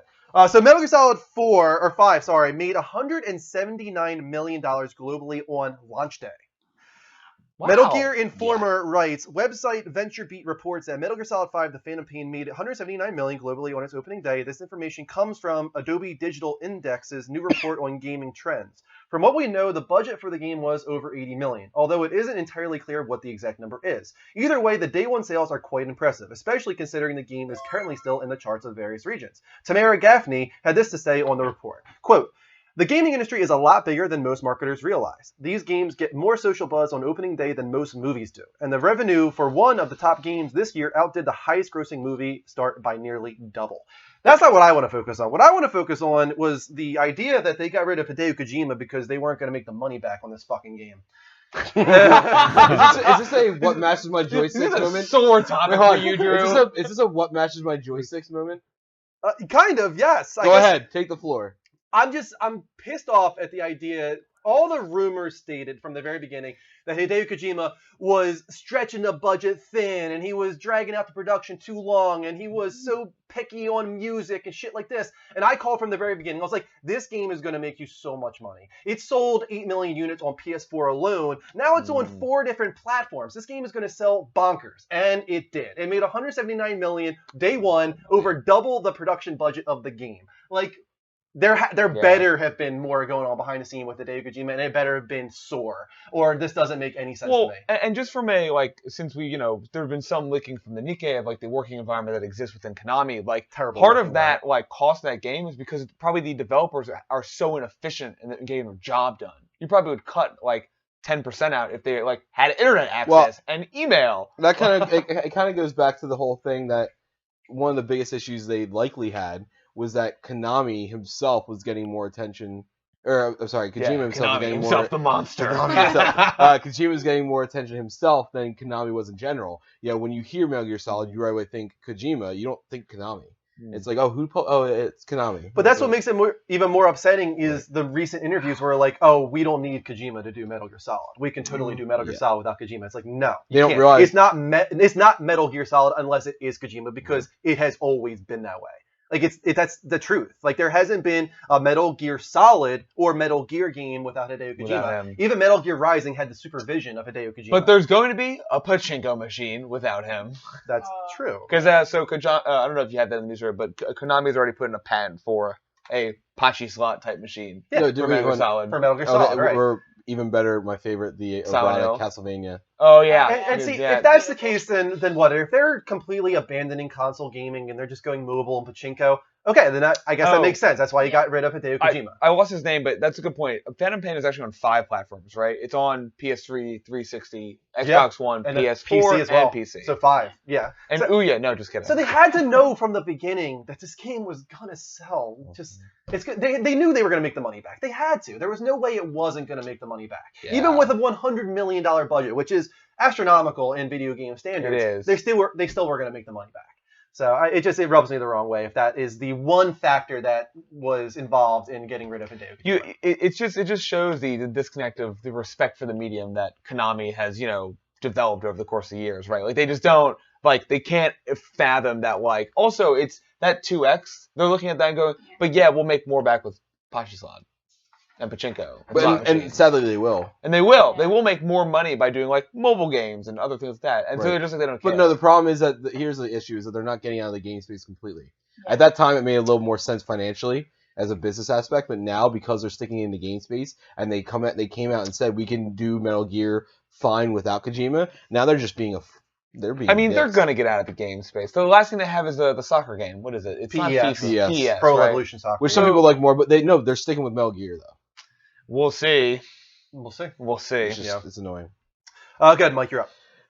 YouTube Gaming now allows you to stream mobile Android games. The official YouTube blog writes, you can now record and live stream mobile gameplay on the go directly from Android devices using mobile capture on YouTube Gaming. You don't need any additional hardware or software. Just tap Go Live or your avatar on a phone in the YouTube Gaming app, turn your selfie cam, and record your commentary with your phone's microphone. With your phone's microphone. Mm-hmm. Is this going to be used a lot, you think? The only thing I think of is Heroes of the Storm. That's the only thing I can think of. Record matches. Support the live streams and videos you love with the fan funding and sponsorships now in beta to a small group of creators. For a monthly payment, sponsors receive extra perks, including a live chat badge chosen by the creator and access to exclusive chat sessions. We'll continue to expand the list of beta channels, so please keep your eyes peeled. Here are some of the other requested changes we've made to date. More easily see when there are live streams for games in your collection, easier video bookmarking and with watch later, improved performance and a redesigned watch page, better search navigation on iOS by remembering your previous searches, import existing subscriptions from any YouTube via settings, as in any desire. Oh, no, never mind. It's a poll, I guess. Yes. What are we doing? I'm going to do a poll. You're right. I'm interested if I'll put this up in a moment. I want you guys to talk about it for a second, and I will set up this poll. Okay, let's talk about it. This is a Talk very about interesting poll that we have. I do like the way that poll looks. What is going on over here? I hated that conversation. Over on the PC side of things, guys, we're discussing, if you want to join us on the PC side stream, it's twitch.tv/the Level Up Network, spelled exactly as it sounds. And we're discussing Doctor who should play the next James Bond, and also Ratchet and Clank and Sly Cooper, just in case. That is what's going on the PC side of things. No, but I thought you guys would at least be interested in talking about the idea of abandoning Twitch for YouTube. I mean, they're improving rapidly on YouTube. They really are. Here's my thing. I like the idea of YouTube. I like the idea that, it's a viable space. It has its negatives, which, I mean, it's not like Twitch is without its negatives. Sure. But the biggest negative is not anything physical that Twitch is doing poorly. It's that we have 7,500 followers that are not on our YouTube. That's the thing, right? Also, I've still heard that YouTube streaming is not as of quality yet as Twitch. I mean, that's obviously going to get. See, I've heard the opposite. Right? The quality is better. Oh, really? It's the other things that don't make it as good. Oh, like the ability to like chat and like other things of that sort, or I don't know. So, go ahead, No, Jesse. go ahead. I was gonna say streaming on YouTube. I watched my favorite band live on YouTube and streaming live, you've done that. and it still was janky. It was. This doesn't always show as well as you would think, though. Honestly, I've watched different streams on each one. I've gone back and forth, and it does look better on YouTube than it does on Twitch. The problem is like some of the inherent features in there. Like the biggest, like I said, the biggest problem that we would have from switching from Twitch to YouTube. You should disconnect to your fan base. Yes, Right. exactly. We don't have that. I also think that YouTube's doing really well, but obviously whatever they do better than Twitch isn't just gonna sit there and be like, well, that's it for us. Yeah. And it's not like They're gonna come back and try to build back up. Yeah, at some point you got to think it's Google and Amazon. Right, and that's what I was gonna say. Like, don't worry about it. Right, that's the thing is whatever Exactly. advancement that people think that YouTube has, I feel like we're gonna get that over here on the Twitch side anyway. The other thing to that is we don't have that same base. I feel like the install base for YouTube gaming are those that make most of their stuff as pre-recorded. Yeah. And more of our stuff is watched live, or I feel like that's what more people like. I want to poll the audience as well on this one. This doesn't just mean streaming, but also watching streams. Are you guys having any desire to leave Twitch for YouTube? Yes, YouTube is better. Do you believe that currently? Yes, if YouTube continues to improve, or no, Twitch will always be the better platform for you. And like I said, that doesn't just mean you streaming games, but also watching games. What will be the preferred platform for you moving forward? I'd be curious to know what's your archive view numbers. Like how many people are watching your YouTube archives? On Twitch, not that many. But honestly, on YouTube, not that many either. Mm-hmm. We don't get a lot of archive views. Most of our support is live. But that being said, Twitch is adding some functionality similar to YouTube in the future. You're going to be able to upload all your stuff to Twitch pretty soon and actually create a 24/7 channel. That's something that we're looking forward to because we've always kind of looked at ourselves as a network, right? So pretty soon with the next Twitch update, you will be able to upload anything, any video you want, even YouTube created videos. For instance, Power Up, Dean and Greg do that on YouTube. You will be able to upload that to Twitch, create a playlist of videos, and have your channel run 24/7 without you needing to do any work in the background. Oh, that's cute. So that's a kind of a cool idea and a kind of a way that Twitch, I think, is attacking YouTube in that manner. YouTube, on the other hand, does have some improvements over Twitch. Right now, you can upload speed on YouTube of, I think, 10,000 megabit per second. Twitch limits you to 3,500 unless you're a partner like we are. We are a partner, so we are able to take advantage of higher speeds. YouTube, everybody has access to 10 megabit per second, which is pretty cool. You can do 1080p, 60 frames per second, anybody on YouTube. So that's kind of stuff that I hope causes that competition, causes that, that rivalry there where Twitch is like, all right, we got to change our ways. We got to allow everybody to do 10 megabit. Right. We got to allow everybody to do 1080p, 60 frames per second. YouTube, on the other hand, needs to improve their comment system, their following system, subscription system, advertising system. All that on YouTube is lacking in comparison to Twitch. Plus a RIP Drew's old hard drive. Exactly. That's what earlier we were doing a 24/7 network, and my way of doing it was I downloaded all the videos and I created a video playlist and I was streaming off my computer, off my laptop 24/7, and my computer blew up. Oh, you got to uncorrectable on your hard drive. Yeah, exactly. So that was the end of that. But now we'll be able to continue that pretty soon. That did actually pretty well for us too. People liked it. Yeah, we were getting 10 follows a day just from that alone, and it was a nice thing. So we want to bring that back. Yeah. Who wants to take the last story between Greg and Dean? It is about HD remakes. I'll read it. All right. EA HD remakes happen when you've run out of ideas. I don't know about all that. IGN's Mitch Dyer writes, Electronic Arts has little interest in re-releasing its old games, so don't expect the Mass Effect Trilogy remake to release anytime soon. You can hear, if you listen closely, my heart actually breaking inside my chest. When publishers release old games on new platforms, EA COO Peter Moore told IGN, it feels like pushing stuff out because you run out of ideas. Moore explained why EA isn't into this approach to releasing games. Remakes because of who we are and this broad portfolio of intellectual property. You add all that together, I don't know where we find the time to do remakes, Moore said. We're a company that just likes to push forward. Greg, I want to go to you first on this one. What do you think about EA's comment here? What do you think about HD remakes? I think they're heinous, number one. The Mass Effect thing breaks my heart too, Dino, if I'm being honest. I don't think it's when you run out of ideas, especially after this coming right off the heels of Bluepoint Games redoing Naughty Dog's Uncharted trilogy. I don't think it's a thing necessarily when you run out of ideas. I think for people that missed a great series or a great game, I think those remakes are definitely beneficial to people. I mean, look how many units The Last of Us remastered sold on PS4, and how many PS3 users didn't touch that game. And I wouldn't be surprised if Uncharted does the same.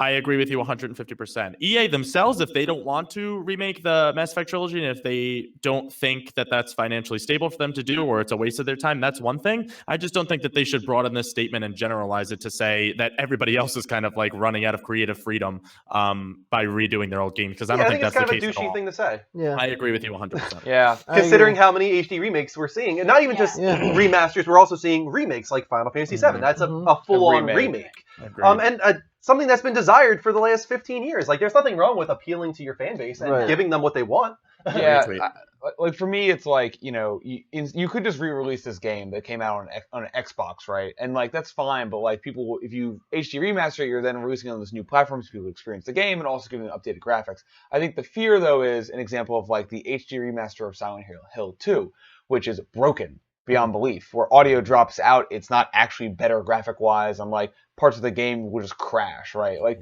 in some of these HD remasters, they just end up screwing it up and then pushing it out there. And like if you're unknowing and you just want like to experience this old game, like now it's on a more accessible platform. There clearly was a money grabbing thing going on for a while there with these HD remasters. No doubt you were getting Sleeping Dogs and like everything under the sun was getting an HD remaster because they could. It's like, why not? Let's spend 2 months, put it out to a third party outsourced developer, have them do it for us. Even if it's broken, who gives a shit? People will buy it and then make some money off of it. Also, Konami again. Yeah, fuck Konami. Like in the chatosphere, we have Strife Girl, aka Mel, our good friend, who says, "Did someone say Final Fantasy VII?" Retweet on that, Mel. If anybody ever says Final Fantasy VII, it's me. That's why I needed to recognize I'm the only person that says that word or those words. Yeah, I mean, I'm excited. Like, there's certain remasters that I have no interest in, but a remake, a full-on remake, I would love a Chrono Trigger remake, for instance. That would be great. A Final Fantasy VI remake. Yes. You know, I would love a lot of remakes. Is there any game from EA that you would want to remake? Mass Effect. Well, I mean, sorry. I got it. I want SimCity 2000. You just want that's what I want. You just want a working SimCity. Yeah, I want a working SimCity. That's what I want. You're never gonna get that. From EA, good question. Besides Mass Effect, is there any like series of EA games that would be great for a remake or a remaster? They did. Was Bionic Commando? Was that EA? I want to say it was, right? I'm gonna go and say all of the Harry Potter series. All the Harry Potter games. They're doing an HD of Dead Space, right? Like a remastered collection. Yeah, I think that they probably should if they have any interest in bringing that series back, but I don't know if they do. You know, I think also like to Dan's like original point about like having it be on like a new platform for people is like if that's someone's like first console, like they just whatever, maybe they're like 12 or whatever, this is their first video game system ever. That's them pitching their brand. Like, this is our first party stuff that you missed out on. This is the kind of games we make. This is what you can expect to see if you play on Xbox or PlayStation. You know what I mean? So, like, it's pretty big for them to have new people experience those games over again. I mean, my cute example with Final Fantasy VI is if I want to play it, I need either an SNES or a Game Boy Advance. Right. And, like, those are the only... Otherwise, I'm stealing it and emulating it on my PC, which I actually prefer not to do. Right. Sure. So. And I'm sure a lot of the younger guys that watch us have no idea what that even is or know how to do it. You know, they won't have access to this game unless they want to spend $100 on eBay for it, and also get a retro console as well, which can be tough to do. Yes. So yeah, 100%. Go ahead, Greg. You were going to say says something. Legend of Dragoon, and Tobes says, Verfufagung, not Tobes. It says Soul Reaver remake, please. Yeah, Soul Ooh, Reaver. that'd be I cool. thought they were trying to do Soul Reaver actually. I kept weren't reading they about bringing that. as a brand new title? It wasn't going to be I remember It was going to be like a reboot slash It was going to be a reimagining. reboot where it wasn't the Soul Reaver in the way that we were thinking it, but it was. I forget. And fun fact, if you guys didn't know, Amy Hennig was the creative director behind Soul Reaver. Oh wow. Wicca, what? Yeah, that was Amy Hennig who worked on that game. Love her. Also very well known for the Uncharted series and the controversy around her leave from Naughty Dog as well. And the upcoming Star Wars property. And the upcoming Star Wars property for EA. You're right. So yeah, which exciting. could be really exciting, actually. Let's move on to our fan-submitted question of the week. It is called On the Spots. You guys can tweet at us on Twitter at the Level Up Network, hashtag On the Spot, if you want to be a hard-hitting question on each week's show. And also, please continue that because we need a lot of questions for our 24-hour gaming talk show marathon. We're going to be doing tons of On the Spots. So let's find out who this week's comes from.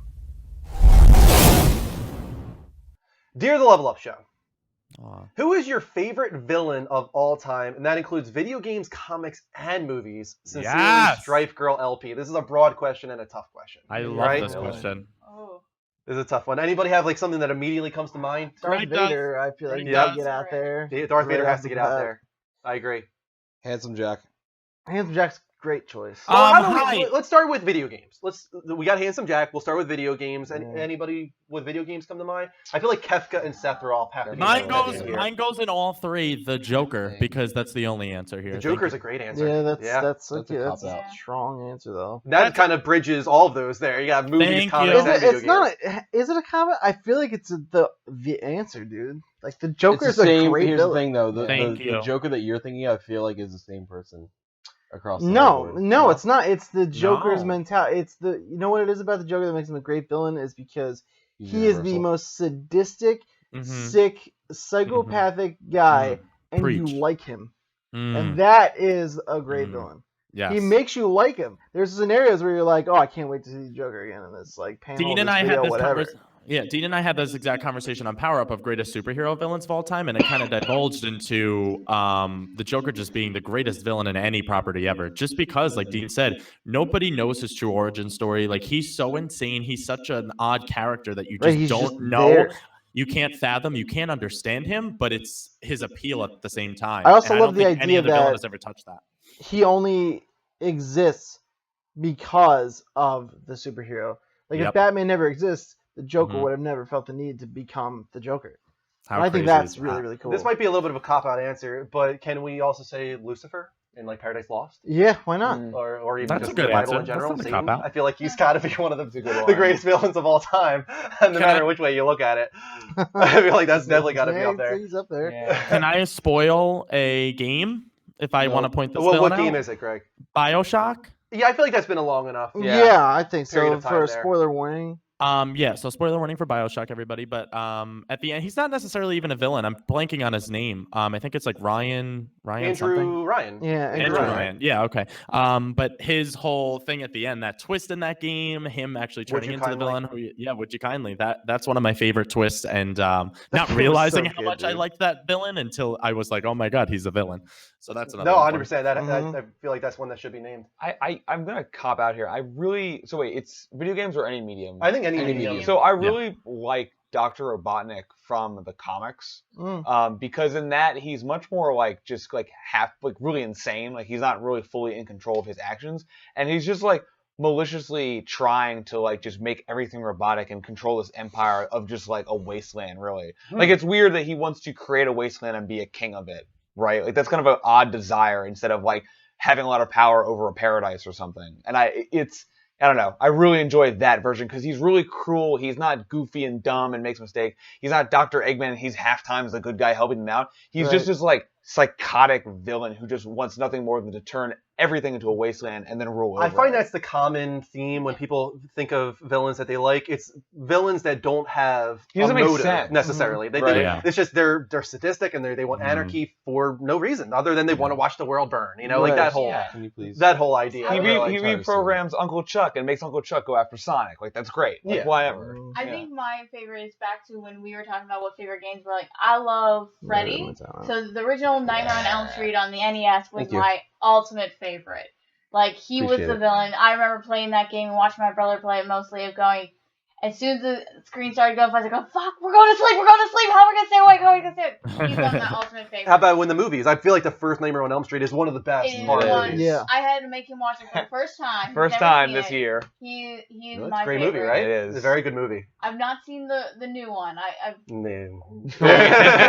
Mhm. No, you probably don't need to. Yeah. You're fine. I think I'm okay with just having the original, but I think he is the Yeah. my villain. There are other ones that I can't think of. Like to me, like There's a lot of big ones I feel like we're missing. right that we're 100%. missing We out, have especially a- for yeah. movies. Walter White, in the 'cause- chat, guys. right. if you guys- Walter White's a great What about one, Man? I from hear Bambi? I hear the call out to Oh, Pyramid yeah, Head. yeah, I yeah. want to call out just James's psyche, James himself, because he is the villain, right, of what he did. In what? Silent Hill 2. Oh, yep. Yes. Oh my gosh, Um, Joffrey, dude, King Joffrey. Oh, he's pretty good. King Joffrey, Despicable. dude, I hated No one likes Joffrey, him. dude. I Yeah. hated him. There's so many good villains. That's Like, why this to me, is a I tough think what question. makes a really good villain actually overall is the ability for you to have some sort of sympathy and empathy, Mhm. as depraved and chaotic and ridiculous as they are. Yeah. And I know I said it originally, and I'm going to go back to it, but that's why I actually like Handsome Jack and one other, because like for him, like you understand in a way, but like he's still so crazy and out there. But you're like, if that was my like, it's one of those things. But I know this is going to sound really obscure, but Adventure Time, Okay. Okay. the Ice King. Yeah. Okay. Sure. Cause and this is gonna go really weird. He's just like, I don't know if you've ever even watched. I the haven't show. actually. No.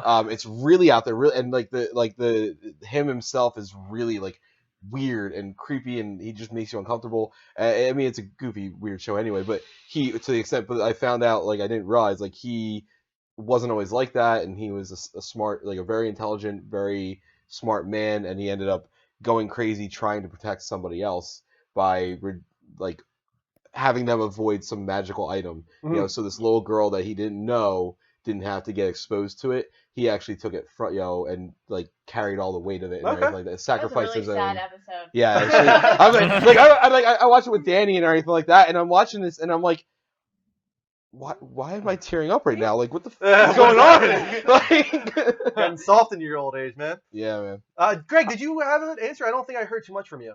Yeah, my first one was the Joker. I definitely won this argument. But just to read some from the chattersphere here, we have Gaston from Beauty and the Beast. That's a good one from Evan and Gaston. Hare. Not good. everything is an argument that needs winning.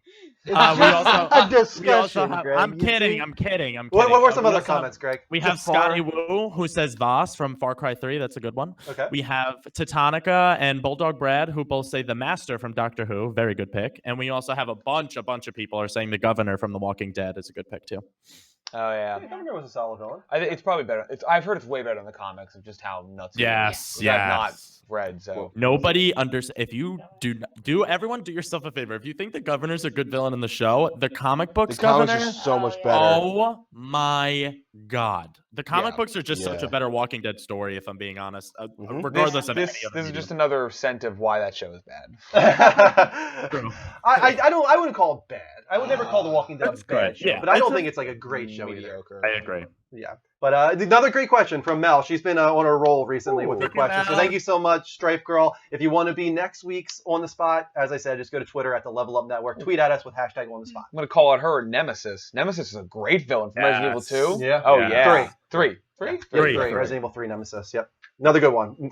Strife Girl once again. So yeah, thank you so much. Let's move on finally to our topic of the week. I feel like we can definitely talk about this one. Nintendo, we had some big news. Probably some of the biggest news we've had in a really long time when it comes to the gaming industry. Nintendo has begun sending out NX software kits. So WSJ, Wall Street Journal, writes, the exact shape of the NX hardware isn't yet clear. People familiar with the development plan said Nintendo would likely include both a console and at least one mobile unit that could either be used in conjunction with the console or taken on the road for separate use. They also said Nintendo would aim to put industry-leading chips in the NX devices after criticism that the Wii U's capabilities didn't match those of the competitors. Can I just point out that this is the exact same press release we got for the Wii U?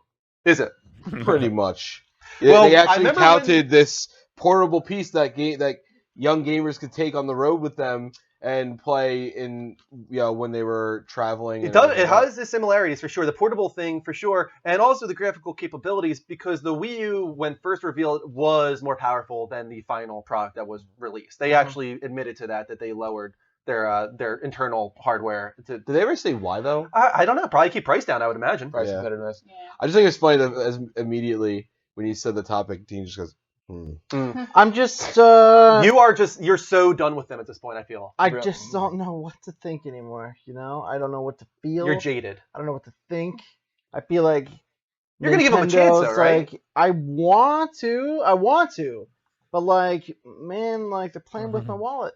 Oh man, all the time. I don't know. I feel like this is the moment, right? If they come out with Android, you think it is? I really do. It was the moment. If they're gonna come out with an Android-based platform, that's gonna be this. Hopefully, we assume this thing that will be a handheld and a console, so you can and then the developers have such a much easier time making games for it, and if they're replacing the Wii U and the 3DS with one device. Wait, hold on. So do we think that when it comes to this box, every single box has a console and a handheld in it, or do we think some boxes are individuals? I think it's gonna be individual. I think it's if that's the case, I feel like it's broken already. No, I think it's gonna be one thing. I feel like it has to be. I think it has to be. Because that's going to be such a different thing that the other console vendors cannot offer. Right. Right? Yeah. I can use my PS Vita as a controller. Okay. But how do they make this graphically competitive and also include two devices in one box? Because we all know the Wii U controller was really, really expensive, and that is the brunt of the cost of the Wii U. But look at this advantage they have of coming out with the console 3 years after the other consoles have come out. Yeah, it will be 3 years, how technology gets cheaper, and there'll actually be better chips. They could come in with an on-par system or better graphics than what the Xbox One and PS4 are capable of. Yeah, but here's the thing. I think graphics is not going to be their problem because they've had it probably reamed on their throats at this point, right? I think they're going to get that right. There are 3 things that I think they're going to get wrong, that I know they're going to get wrong. 1, online. It's going to suck. It's going to be broken, and they're still not going to learn. Right. Yeah, the controller I agree with that. is going to be goofy, if not bad. Exactly, it's going to be weird. Nintendo, even the GameCube controller, even though it was a fine controller, was goofy. They have the nothing since SNES made sense. They love to innovate, which is right. That's why we love them. That's why they try. They made all this great stuff when we were kids growing up, but now they've become that. They've gone from that great, fresh, new, energetic, toy maker to those old crazy professors who are like, "What can we put on it now?" I bet they do what they did for the Wii U of making it backwards compatible for the GameCube controllers. I bet they allow the Wii U Pro and the Wii controller. I bet they allow. They don't need to allow. They need to put it in the box. Here is your whatever, your DualShock 4 or your Xbox 360, something comparable to those. If it's going to be supported, it needs to be in the box. Exactly. Mike, I feel like you were going to say something, but you got cut off. Did you have something extra you want to say there? I did. You lost it, though. That's my bad. I got real passionate about it. I can tell you're tired. It's no, I mean, Mike is sleepy. After last night, I'm dead. We're not going to bed, so. Yeah, right. Oh, Nintendo doesn't suck. No, but here's the thing. Dean's right on that. But here's my fear with it is that they're not going to be graphically competitive. I don't, and I feel like they're going to be like, well, we don't need to, and most of the Nintendo fanboys are like, they don't need to, and realistically, at the end of the day, you fucking need to, because that's why you have no third-party support. I think if they're smart here, here's what they do, and I talked about this in the chat with you guys. They release a console that is barely, a minuscule more powerful than PS4. Agreed. Just so when multi-platform games release, and you got Digital Foundry doing their comparisons, they're like, well, he runs a little bit smoother. You got a little bit higher textures. It's it's not noticeable to anybody, right? But if you read the articles on the internet, it's like the Wii U version, or the NX version is the best version, that's all they need to. They're also late to the game. Yeah, they're also late to the game. They're 3 years late. And if they want to have third-party support, they should have a console that is just about the same as the other ones, but a little bit better. They're not 3 years late. They're actually 3 years early. So if you look at a console that's supposed to be 8 years, they're cutting off the Wii U early. Right. No. Here's the problem with that. The Wii U was behind. Well, the Wii U has had a really bad launch, right? The Wii U should have been the console that came out alongside the 360 and the PS3. It should have. Yeah. They're a whole generation. They're as far as hardware goes, they are very far behind, and they have a lot of catching up to do. And the problem is they are too stubborn, and they have a right to be in some ways. They like I understand that their base, like their bread and butter, are their core games that don't need this ridiculously high graphic quality. But in order to succeed in this day and age, with console gaming being as contentious as it is, you have two warring companies, going head to head at each other. Plus, people saying, "Oh, this is the last generation of consoles." You can't slim it down. You can't just go for the bare minimum. Right. You have to really go for it. I really think that if Nintendo came out with something that could get the same games that PS4 and Xbox One get, since almost there's so few exclusive. I mean, you look at the chart of like what is exclusive, and like it's not. Oh, 100%. So they dominate, and we've had this discussion It's so hard before. to justify, right? They dominate. Like their platforms, their franchises.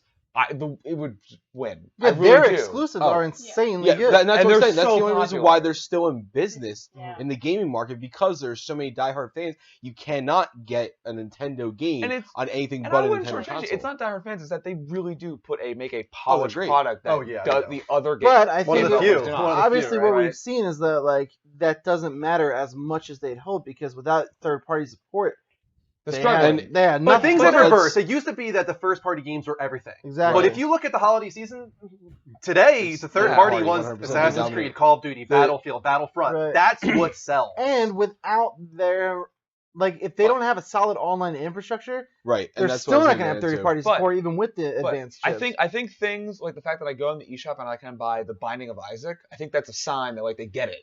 Right. Yeah, they but get it. that's an indie. Yeah. That's an indie. That Right. doesn't. You're selling. Sure. Right, but you're not like you don't look at the NPD results and be like, oh, Shovel Knight was number one. Yeah. It was like it was Assassin's Let's Creed. pause for a second here, because I want to hear from Jesse first, and then we'll go to you, Greg, as well. Are you a Nintendo person? I know you're a big Sony person. Yeah, I do like Nintendo, and I do think that their solid core games are good, but like I think they're slow on the boat of getting their old games up to speed. Like PlayStation, how you can download some of their old games now. I think they're slow on that, and I just don't think it's that much marketing for it, because to me they're grabbing Pokemon, they're grabbing Mario because they know that's their core, that's what they're gonna sell, and that's what they sell. Right. So, Pokemon MMO. We're waiting for it. Yeah. Like I can't wait for that game, but like. They gotta do something. Can't wait for the first person to walk into traffic because I'm gonna get some Pokemon. That's Pokemon Go. It's something different. That's but- Pokemon Go. That's Pokemon Go for the phone. Yeah. Which also looks kind of interesting. Right, I to be want honest. that really bad. Yeah, I think Greg. that's great. Greg, What how do you about you? think? What's your feeling on this? I feel like this is beating a dead horse at this point. At the end of the day, I originally thought all Nintendo needed to do was make good software. That doesn't tend to do well for them even when they have the good games to support their console. I just don't think that's their bread and butter. I think they're better with the mobile stuff. I think they're better with the stuff that you can take on the go, which is why I'm kind of excited about the Pokemon Watch, the whole thing that's going with the app on the phone. I'm excited for that stuff. Are you getting the Pokemon Go watch?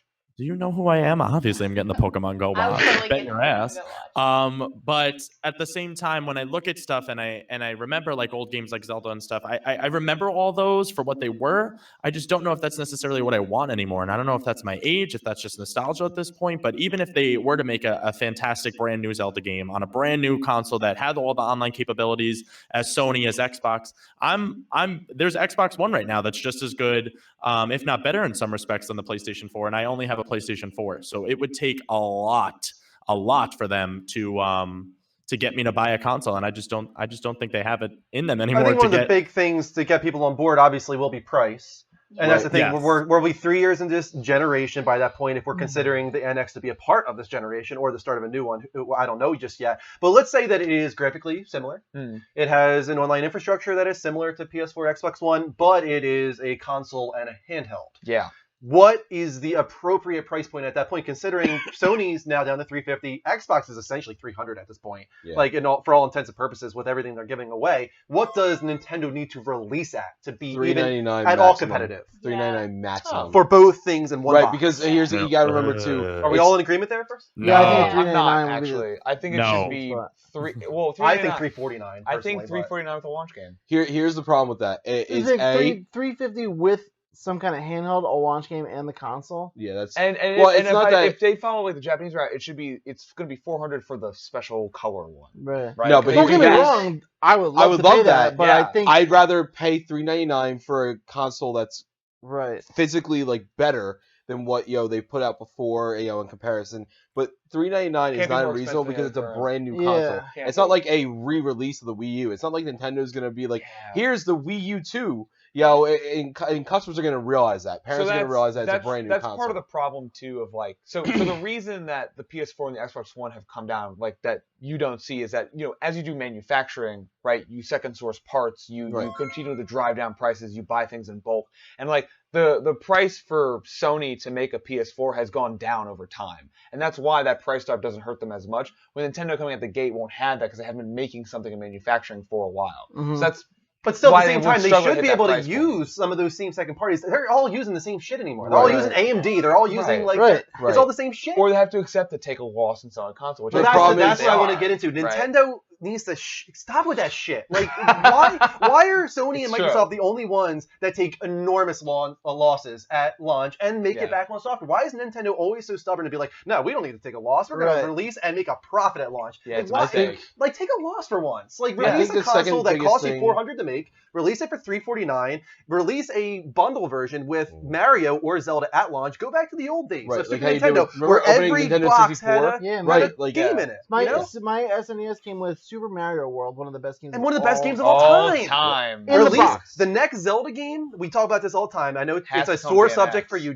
Dean, because it was supposed to be on Wii U, Right. but that needs to be an NX launch game. Yeah, it needs to be This thing in should the release box. at $349 and at $400 with Zelda in the box. Yep, Like I agree. there's so many conversations on the internet too that if Mario Maker had shipped with Wii U, it might actually be a slightly different story. That's Like, true. Mario that, Maker's a great that game, game really shows Did you ever why get the it? Wii Pad No, but is so I watched critical. it. Dude, it's so It's entertaining. awesome.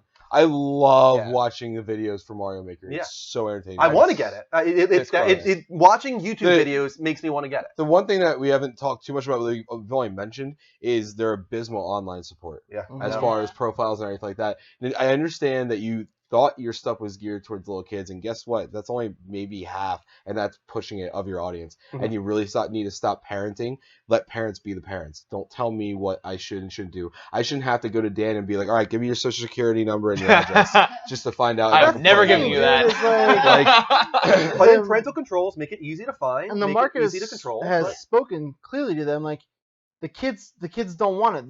The kids who grew up with them are now adults, and we're buying your shit. And they Right. still So want make it for us. Yeah. You know what I mean? Right, like it's very frustrating, and even when you do have friend codes and everything like that, the amount of support and the way that it operates, as far as partying up and like it's such a terrible experience So- Yeah. playing online overall en masse. So this is the great point. So in Mario Maker, you can't search for stages. You're right, and You that's can't like, put in the name of a stage to search for it. You have to have the stage code to go See, find that's- it. And that's like Right. so dumb, right? It's such a Nintendo thing. To It do. is. Yeah. That's what things like that are what worry. Although Although That's what I was talking I about. would have said Little the same thing things. about.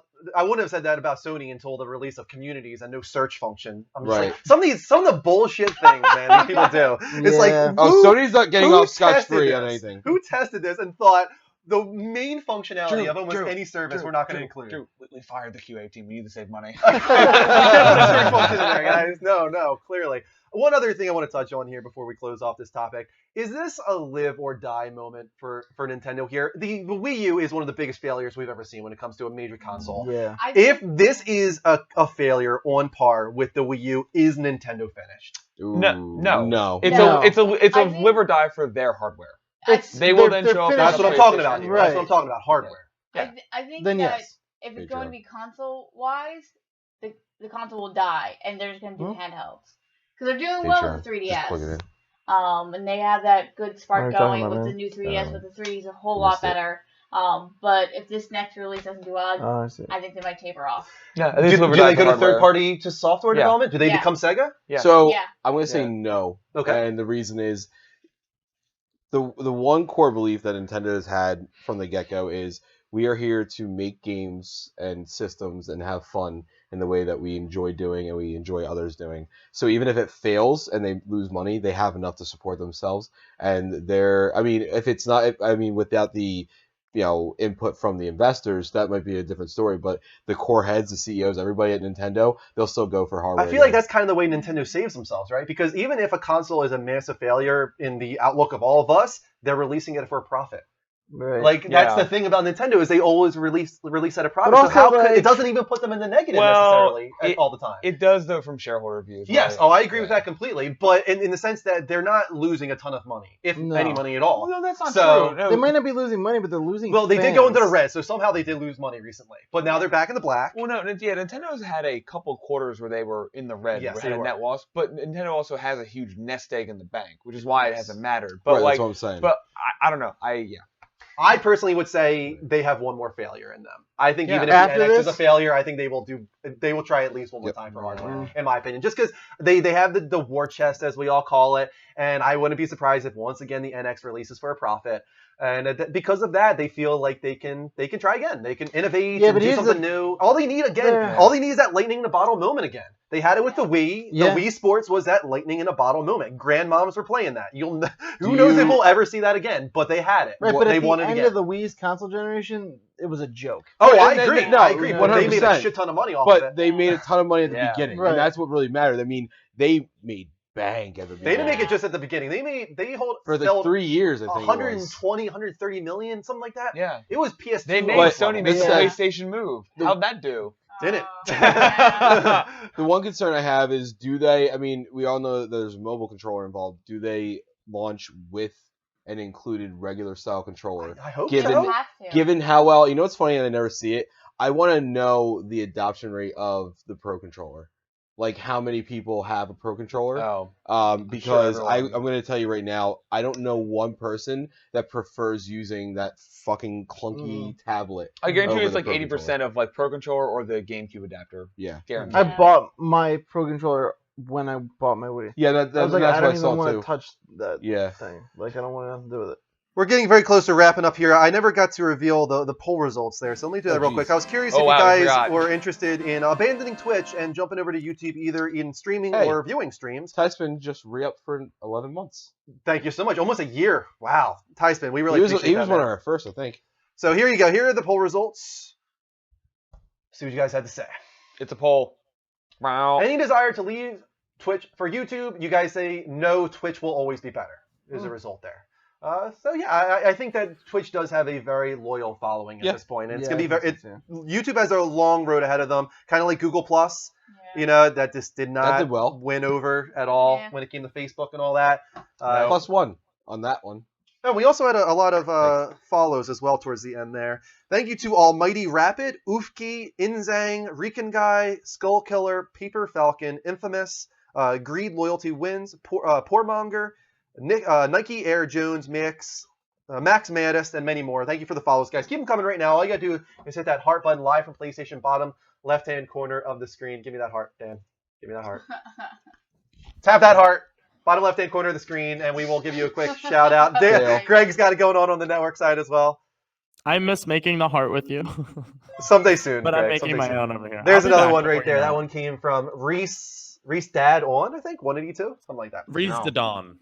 And let's do our special thanks segment here as well. These are all of our subscribers, our patrons, our Extra Life supporters, which is real big, guys. Don't forget about Extra Life. We're trying to raise money for Children's Miracle Network hospitals throughout the United States. Go to extralife.org/participant/the Level Up Network. Click support me if you would like to donate. So our special thanks go out to our subscribers: the 9 Fox, Tie Spin, the Lone Gunman, Miss Amanda, Jungle Mike 420, Alex Bustos 98, Mr. Rager 909, Callie 122, the Bulldog Brad, Syndrux LOL, Bass 023S, Level Up Host Drew, Guitar Freak 12345, Blood Splatter 14, Moofy, Kryptonian Dunn, Tobbs 29340, and Chalkar. Our patrons: Tempest Moriendi, BNC Music, Art is Your Dad's Belt, Full House 357, TX Puck, Dragon Con, Blakey 1888, Mark Conklin, Lionhammer, The Was Man Returns. And finally, or actually not finally, Extra Life supporters, a lot of these here: Conrad Johnson, Brian Wasilicia, Michael Bizko, Johnny Poolside, Derek Carr, Dennis Yashoki B, Avid Steele, Tyler Umphrey, Dylan Stelfox, Robert Bolig, Blending with Henry, Ricky Mana, Chris Taylor, Megan Bochniak, Tyler Elkins, and Luke Bayford. And finally, here we go, the moderators: Plusfield Scab, the 9 Fox, TX Puck, GFN 2112, and Ghost Games. Really appreciate everybody for your support. Retweet. Whether it comes to subscriptions, patrons, doesn't matter. We appreciate it all, and we appreciate follows. If you do want to keep track of our show in the future, a follow is all you need to do. Just hit that heart button, and that way you'll get notifications when our shows do go live. It's a very simple thing. And if you're live from PlayStation, it also puts us into a separate category now with the new formatting of live from PlayStation. We'll show up as your friends and your following. Yes, we do dislike the new format for live from PlayStation. It's definitely hurting. Guys, I really want to stress how important Extra Life is to all of us. And I know we keep mentioning it, but it means a lot to myself and to Drew personally, Dean personally, and anybody that's donated already, thank you so much again. But if you guys are thinking about donating, even if you don't have a lot to donate, honestly, my favorite person I remember from last year was a young little kid who on his birthday went around donating $1. I feel like his name was Ryan. I think his name was Ryan. It was his birthday, and he went around donating $1 to each stream that he thought was cool. And that is, to me, the coolest thing I got. We only got $1 from him, but it's the one thing I remember most. So everything, whether it's $1 like Ryan did last year, or $250 like the Wasman and Dragon Con have done. Yeah, we had a $250 donation individual. That was a donation of $250 from Conrad, and he's donated even more than that. Yeah, I forgot Wasman since then. He's probably around $300, and Brian is around $400 now donated. Yeah. So unbelievable support from those guys in particular, and everybody else who donated, 25, 50, 1, does not matter. Yeah. Every cent counts. It all adds up towards that $5,000 goal. So please, just go to the link provided. It's very easy. It's all tax deductible, of course. Click support me and donate whatever you have the means to. Doesn't matter. And we do have a lot of milestones in place too. We're gonna there's do a lot of really funny shit. Do you want to tease another one? Because we haven't teased anything in a while. Let's see if I can open it up because I don't have it off the top of my head. What are Dean, could you go to our Google Drive and open up the Extra Life? I think the last time we left off was 2000. Yeah, let me go through what we have because at 1500 I do know that we're doing the fart candy. That's a given. Yes. We're very close to that actually. All we need is $55 more, and we are confirmed doing fart candy on Extra Life Day. Why do you hate it? I don't understand what you fear about it. It's so fun. Because I'm playing Just Dance and I don't want to be farting. That's the funniest thing ever. Are you serious? But when you need that extra momentum, bam! 1750 is the Kylie Jenner challenge. We're all going to do the Kylie Jenner challenge, and then we're going to play heads up with inflated lips. $2,000. We're all going to drink a full glass of lemon juice in memory of Greg's this is what you want to know? Lost to the trophy war. So 2250 was. I don't remember what this is. Tin can challenge. The tin can challenge is where we're gonna buy probably like 8 cans, right? Oh, all the same God. size. You rip off the labels on all of them, and you put numbers on the top instead, and then you mix them all up, and then it basically we'll have all of us here. We'll pick a can. It might be dog food. It might be corn. It might be peaches. I didn't agree to any of it. Wow, you did. You agreed to it all. No, I didn't. In fact, I didn't agree to the freaking Kylie Jenner lips thing either. I specifically was like, nope, not doing that. Dean, Too late. It's been announced. So yes, and we all take a can, and we might get peaches, or you might get dog food. Before we end the show, can I say 3 things? Yeah. Okay, number 1, guys, Dean and I do a superhero show too. It's called Power Up. We're recording tomorrow, so just in case you guys would like to check that out, that's our pre-recorded show that we do over our YouTube channel. That's youtube.com/TheLevelUpShow, level spelled LVL. If you guys send us your questions, you can be featured on our episode that we're recording tomorrow, and that goes up every Saturday for you. Number 2, I would like to say a special thank you and shout out to all the people on the Level Up Network chat room tonight. You guys were awesome, and I loved talking with all of you. We had a really good chat over there. And then last but not least, I would like to say special thank you to Dan and Jesse for joining us. And thank you guys for having me on the show too. This is really fun. I'm glad that we get to do it this way. And Dan and Jesse, you guys were awesome to have, and we love you and always be beautiful. This was a hectic week, but it was really cool to have 6 people on the show. First time ever, I think we've had 6 people on the show. Is it? No, we've had more than that. we've had more than that. But next week, we hopefully will have Greg once again as a video/audio guest, and then I'll be here every week in the future. So that's gonna be cool. Guys, don't forget to get your questions in to Power Up tomorrow for their show, so they can get some in. And one thing I really want to try and do, I think it would be hilarious, Greg, is if you framed your camera in such a way that you are sitting in a chair. And you would wrap that entire chair in green tape, and then I will green screen you into the chair, so you are a literal like 4th virtual guest on the show. I think that'd be so freaking cool. I'll be like a hologram Whitney Houston. Yes, that's what I want to make you like a hologram in the chair. That's my goal for someday in the future. That's gonna happen now that you said We're gonna make it happen at some point. Yeah, I think we had a couple more follows to the end. Those were from Joker NJ. We got a Joker in there. Thank you to Fazone, Clan Killa, Reese Dad On, and Almighty Rapid were the final follows of the night. Thank you so much for watching tonight, guys. Thank you for the follows. Thank you for the support. You can follow us still at twitch.tv/levelupshow. You can follow us on Twitter at the Level Up Network, LevelsFootball. Check us out on YouTube. Subscribe for exclusive content like Dean and Greg's Power Up Show. You got the levelupshow.spreadshirt.com if you want some Level Up themed hoodies, t-shirts, muscle shirts, whatever you want. Patreon, if you want to best support the network, just $1 per month, and you'll get early access to stuff like Power Up on YouTube. And then finally, as we just went through multiple times, extralife.org/participants/the Level Up Network if you want to donate towards Children's Miracle Network hospitals and help sick kids. Sick kids. Chids, peanuts, and splatters. Sick kids throughout the United States. I need a drink. I'm sorry. And that's going to wrap it up for us tonight. Greg, thank you so much for joining us, man. We really love having you on. I had so much fun. Once again, big shout out to Dan and Jesse. Love you both. Jesse, it was nice to meet you. I met Jesse tonight for the first time. All right. Until next time, guys, take care. And as always, level up. Level up.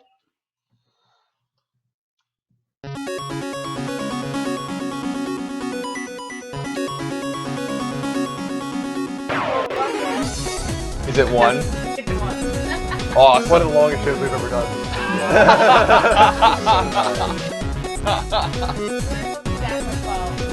You guys gotta start at 9.